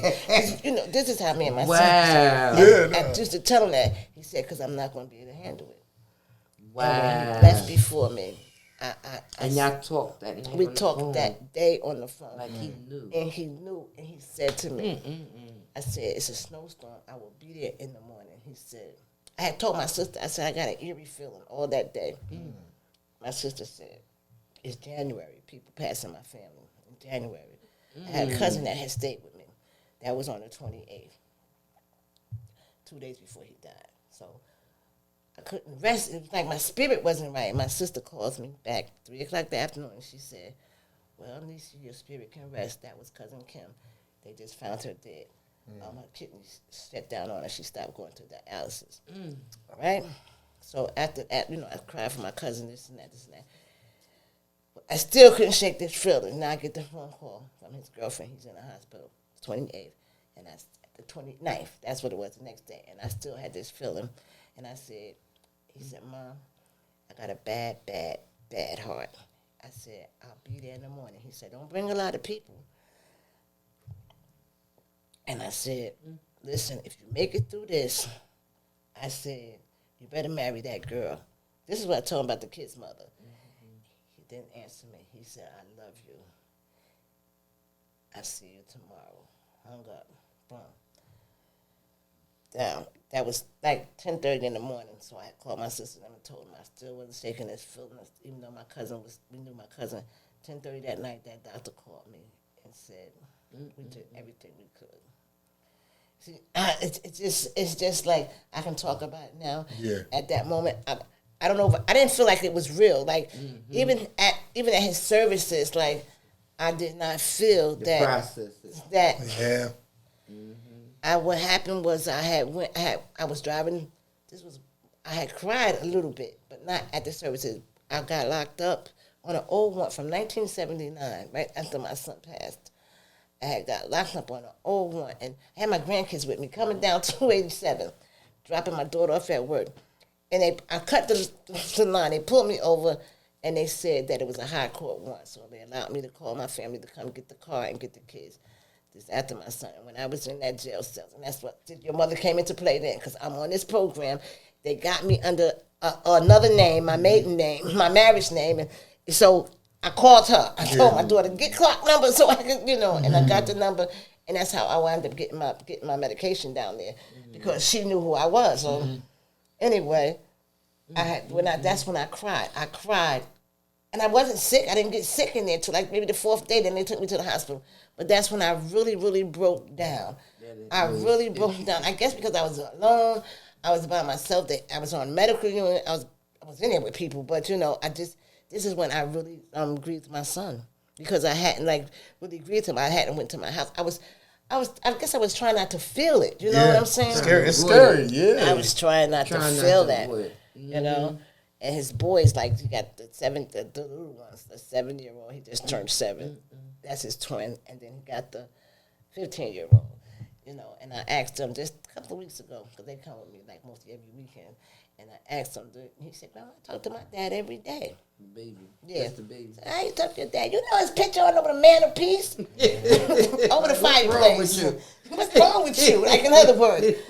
No, but he said he talked to his dad every day. But I think that's 7. He was 6 then. I don't think he really, I don't know if he understands it. You know what I'm saying? He ain't coming back. Yeah, he knows he's not coming back. Because some of these, they think they sleep. Yeah. And some of Yeah, because he kept sitting there looking at him,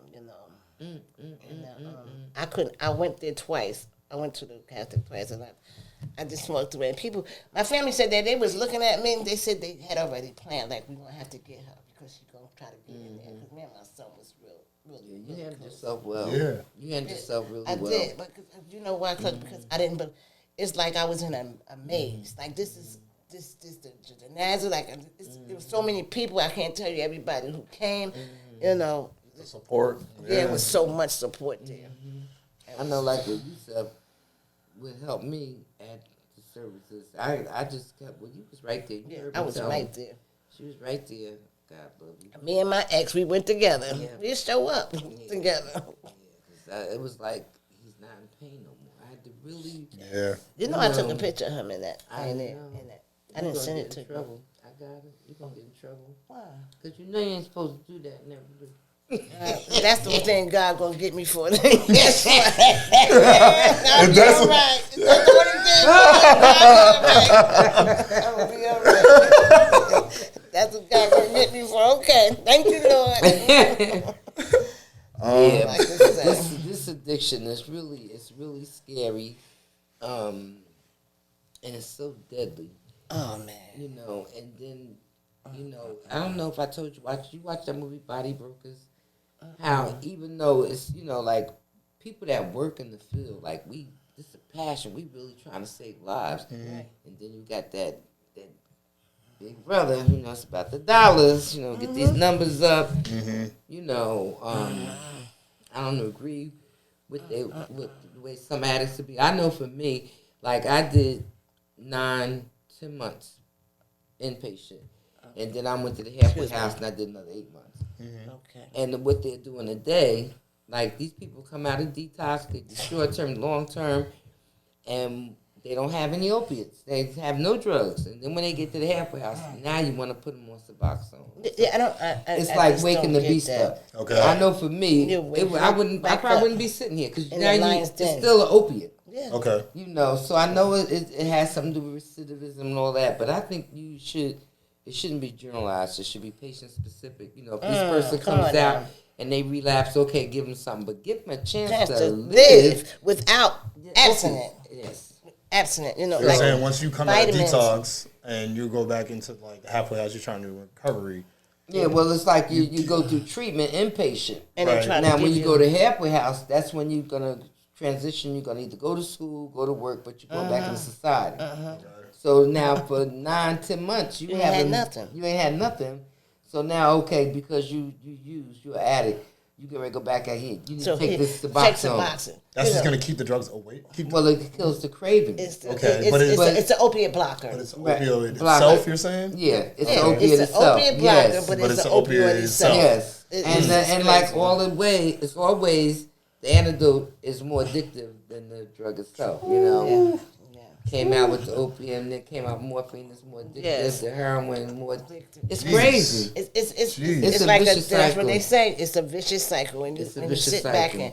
and you get educated on it, or you have lived it, and then some people lived it and still wasn't educated on it. That's why so many of us died.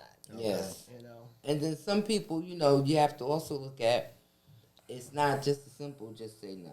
That Betty Ford shit and the war on drugs. That is just the way to lock a lot of people of color, a lot of poor white people too, that were poor. You just criminalize them and lock them up. So, because then you have to look at the whole. You have to look at the whole person. You have the mental health. Because I know I never had no depression, but when I was using them drugs and I get in them bad dark places, Absolutely. I didn't have a plan, but it was like, well, if I don't wake up tomorrow, it's okay. Yeah, that's passive. I actually tried to take Suicidal. myself and woke up 2 days later. Like this, Yeah. it's So if you're just- not treating the mental health, and they got other reasons why. You like I know for me, I'm good right now, but if I go home, my house is burnt up. I'm homeless, right? I'm homeless. So, there's a whole person there that you got to deal with. It's, okay, yeah, I'm not. Are you telling me not to use these drugs? My whole family just died in a fire. This girl, she lost her whole freaking family in a fire, and she relapsed. So she's trying to get back now. You know what I'm saying? So they have to put other resources in place. So I'm glad that we do have psych where I'm at. that mental health is Yeah, deep, because what you know. came first, I the drug get use that. or the mental health? Sure. Sometimes the mental health comes from the from- drug use. And You sometimes smoking, you seeing shit, you hearing voices. Yeah. You know what I'm saying? So roaches crawling and ain't no damn roach. Ow! that damn fool source. Like that man on the train. That man, baby, today the man on the train. They talking about a bomb on the train. I'm like, why are we on this damn train? And all There's these a bomb on it. and why are we still sitting here, Clark? And the people. Oh my God! All the people they said that got the somebody left Amtrak. a bag, right? Yeah. So They you got- know we delayed. But they So outside. she and her phone. So all the conductors were standing outside the train. So I was like, well, damn, they could let us got off a smoke, a Yeah. smoker. Someone said, wait a minute. The damn bomb is on. The bag is on the train. She done made it a bomb. Because it's a bag. The bomb and is on the train. And my phone is saying, what is saying? Car Air No. car. what is it called? Apple Air or something like that. That air tracker. Okay. It popped up on your phone. And I never seen that before on my phone. And it said air bag. And then it was saying what's in the bag. It said, backpack. It had said in the backpack. And I We said, could what name the- it. I said, what the fuck? Then this man was sitting behind me, right? Oh yeah. Yeah. So Clark had already said he kicking my chair, but I didn't pay her no attention because he must have stopped because she didn't keep saying I was it. by the window. So this is about 20 All minutes of a after that. sudden- Everybody outside, all of a sudden, I feel something crawling up my behind. Like this. She jumped I jumped up and she dropped had the a pepper spray, and I pocketbook. got the pepper spray because I said I'm gonna spray the. She said, "What you gonna do? Spray the bomb?" I said, "I'm gonna spray the people with the bomb." I dropped the pepper spray, dropped my bag, dropped my cane. I was gone. I was like, The guy was he's getting his umbrella. his something. umbrella. It was his umbrella that was touching me. You know? He got red. He something. Oh, he was cracking up. This was today, y'all. Yeah. This is a couple of hours ago. And then he can't find us, right? So I'm still thinking about the air something on my Oh, phone. what is that? I can't. I Oh, look at that. What you that never said. seen that before. I've never seen it. We never seen that before. It comes up in the circles. Like You know what I'm could talking about? use It's The a- air tracker? Yes. Is that what you're talking about? It didn't say Air that. tracker. It said Apple Air no. tracker. It said car, airbag, CarPlay? CarPlay, CarPlay, No. baby? air car. Apple Car. Whatever it was, like you could set it to track your personal belongings. Yeah, it's the air tracker. It's a little circle dot thing. But- Yeah, it It's- came up spinning. And And said it was you could spinning, name and, it. and it had all this backpack, stuff that was in it that we could put in it, right? But I'm not thinking about that. I'm thinking that's what's in the bomb in the back. It's alerting us. Oh my God. So I'm thinking these iPhones Crazy. are excellent. And it came on my phone first, and then we're sitting there, and so here she go. She gonna take my phone and hit it, touch it, Connect. connect. I said, why you connecting my damn phone? You know what's going to happen. So now I'm on her phone. She's my close it, Mr. Needs close it. Close it. She said, we gonna blow up. I said, They got a lot of damn nerve. This haven't fucking happened again. I'm not staying on the train. I'm telling you now. I'm not staying on the train. It just makes no sense because what they gonna live to tell that we got. We saw him blow up. Like, They gotta work the next shift. I said, I don't give a damn about the next shift. We're gonna be out there. Well, our families would be rich. Why when he said we got suspicious man. Oh my God. Somebody left on the train. Like I said, sat there forever. I said, why they can't just put the bag out there? Yeah, I said, did with the Taliban. He ain't got the thing on his head, but that's one of them. You know, so I'm like, I'm getting old. Oh my God. Oh God. Yeah. Y'all crazy. Yes, we are. Yes, we are. I have to admit that every time we go somewhere, something happens. We cracking up. Something happens. We was cracking up so hard at something at Virginia. I don't know, but we was laughing so damn hard. So hard. Virginia was good. Virginia was good. Yeah, Thank you again for going with her. Yeah, we had to I had to go by myself. Well, see, Berlin came in. I went in 2005. One of my clients too. And Berlin came 2006. Yeah, so. she was one, and she was one of my clients too. So I let you know. I tell you, some of them I get close to, and this is one she asked me about all the time. And I seen her boyfriend yesterday, Keisha. Yeah. I seen him yesterday, and I asked him about her. Yeah. He said she around here somewhere, Mr. Niece.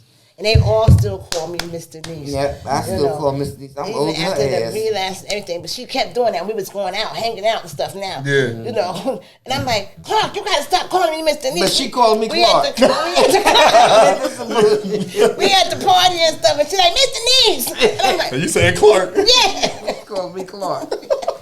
I said, why? She said, why did I do that? I said, I think because you was working, you have to write everybody in alphabetical order, and it was easy to remember. But the last names, you only write the first two initials. I don't know why I just chose to call everybody by their last name. Everybody by last name. And I remembered everybody's name by their last name. I don't know. But man, I got the longest run now. I got the longest run. Yeah, it's such a thing. It's, and so, just pray for the people because this stuff got them that trank. I had somebody the other day. What is that called? Trank or plank? It's xylazine. Trank? Oh my God! What? And it's trank. Yeah, they skin be peeling and stuff. They said their skin come off. Just pray for them. You know what I'm saying? Yeah, it's a new drug. That's terrible. It's a drug that's making your skin peel. Yep. Oh no, they done took it up a notch. Yes, It's crazy. It makes your skin come off and stuff. Oh. And then when I was coming to see her down meeting at Penn Station, there was this lady. She was older than both of us, I believe, and she had got a hold of some fentanyl. So they asked, she was going into a stroke, and I saw it. Mm-hmm. So they was the young guys downtown was trying to help, and she was stiffening up her body, and they wanted her to sit. They had to want to lay her at the bus stop, so the paramedics could come, and they was asking her. They gave her the Narcan because they asked her did she have fentanyl, and she looking like, and they saying, yeah, that had to be what she had, Yeah. So they gave her. When I asked some people, you use heroin, no fentanyl. Because they know it's no heroin in there. Yeah, Robo was talking about that yesterday. This shit evil. I had a friend and the that babies in New York, I'm done. The babies, that one baby that New died. York. Yeah, I've seen that. That's how powerful they had fentanyl in the closet. Yeah, they had it under the floorboard. And the kids got to it. And they had it on the floor somewhere where they slept at. So they were probably in here. I took it because they had fentanyl patches and everything. And they want to be their own chemists and try to mix this stuff. They don't know what they're doing. It's like a friend of ours, Rose. She was with me. Me and her was together the other day, and me and her was talking yesterday because I had to go get my phone. I left my phone in her car, and I remember when she came through detox, she had no heroin in her system. She was straight up rat poisoning. It was rat poisoning and other kind of chemicals. That's what made her never to leave that alone. Yeah, because they have everything in there. But she had no morphine, no heroin. Do y'all struggle with watching we talk about some of y'all triggers because I feel like you guys overcame a lot. I know you got the lady upstairs at your house using. You got someone really upstairs using, and people and stuff like that. There's people in my building. I know. When I first the triggers for me was baking soda. Baking soda. I had baking soda. I had to get me some Coke and cook it up. So it was 5 years before I would get the baking soda. I had to put baking soda in the refrigerator. Yeah. I couldn't be around baking soda. Yeah. I couldn't be around baking soda. Yeah, I don't know what the trigger was. You know what? I think when I got clean and I came into my relationship with my ex, I stayed clean so long because he kept relapsing. He was a multiple relapser. Oh, okay. You know, and at this age, I was a little bit older than him, but I was tired. Like, I don't want to go back out here and get into another relationship. I didn't think me and my husband was going to ever get back together. But I was with this guy, and he was a good guy, but he kept relapsing. He would be a different person then. So seeing that side of him made me not want to use. You know what I'm saying? Yeah. Like, but it made me angry because it was like I was living a double life. Okay. Like you said, I was going home to him, and then I'm coming to work, and I'm telling my clients, no matter who it is, you know. So eventually, I had to get out of that situation. Yeah. You know, I had to. Live with I had to. Yeah. The I walk, said, the talk. you're making me feel like my life is a lie. Like this is not who I am. You know, you're gonna have to go. And one day after 12 years, I didn't argue. I said, this is the day. And he got up. He said, can I pack my stuff in this closet? I said, you come back for one thing, a birth certificate or a social security card. You're taking every fucking thing. Well, if you come back for one shirt, a shoestring, you're taking everything. And he left, and he didn't come back. When he came back for everything, you know. So I'm asking because I know like that was making so sense. you said big and so like there's anything like can you watch like are there shows maybe you know how, like people see murders and now they can't see horror stories or they just can't something. Yeah, I y'all can watch that type of movies. stuff, I can watch drug movies and stuff. And I used to like bring that? a lot of movies, and I bought this thing, and I'm going to try to find it for you so you can see it. It's called North Chronicles. It's about the people in Baxter Terrace. You seen that when I bought it there, right? I saw them on the news when they tore them down with the mayor. Oprah was on the news talking about it, and he was talking about how we need to get And our then community we better. went down They there. tore it down, and we went And down then there. went down there. We took pictures with Yeah. But it was a movie made down there. It was a documentary. It's called North Chronicles. It had 4 discs in it, DVDs. It said Newark in a state of emergency, crack babies, no crack babies, and whatever the other ones was. Right, it was all about Newark. It was all the people, a lot of people down Baxter Terrace and stuff. Yeah. How they were shooting in the basement, the pipes, the water coming out.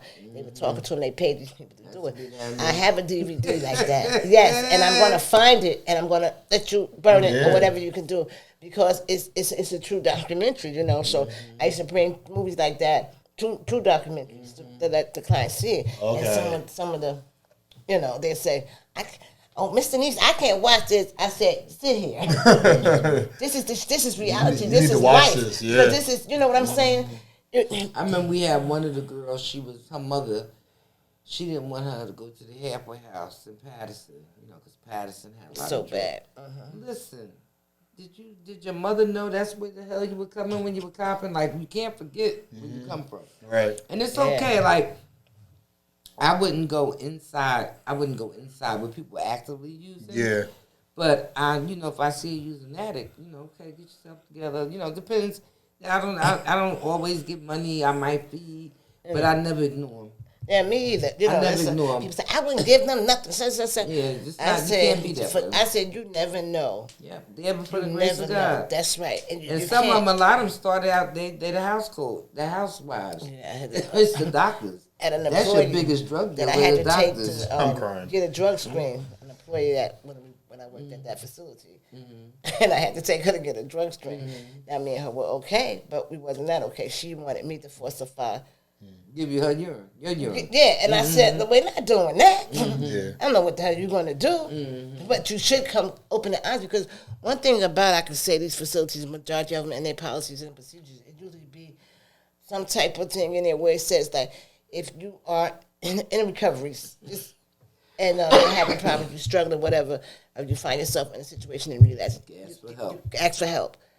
Don't just try to do it and hide. You know what I'm saying? And You're gonna lose your you're gonna job. lose your job. But if you go to them and ask for help, and that's what I was explaining to her, and I felt that she knew that. You know, but I don't know. Listen, this is long overdue. Any last words before we close here? Anything else, y'all? I'm done. You done? It was a lot. That was a lot. Just for the day, I had that. Yeah, Just for the day, right? Yeah, and, it was good.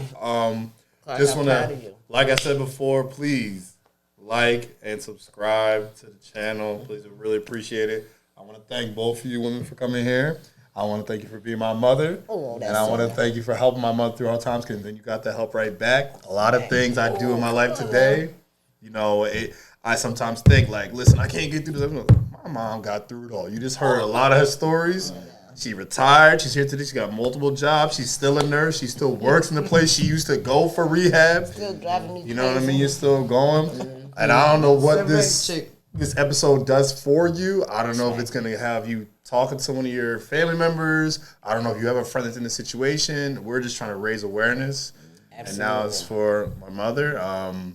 And like, it's back to one of my slogans. It's not about where you're at. It's about who you're with. You know what I'm saying? It doesn't matter where you at, but who you could be the calmest of places, but you could be doing the wrong thing, or vice versa. You could be in one of the worst places in the world, but we're good people. It's going to be a good time. So appreciate y'all coming out. This is episode 8 of Pregame on Cloudfeek on the Playmaker Podcast Network. Thank you, Reggie. Thanks, Thank you, Reggie and Rafiq. I thank you, Clark, for inviting me. I know I love you, and I'm just happy to be part of this stuff. Yeah, we're going to get it to y'all. You're going to record it, put it all over Facebook. Yes. All right, and we are Good night.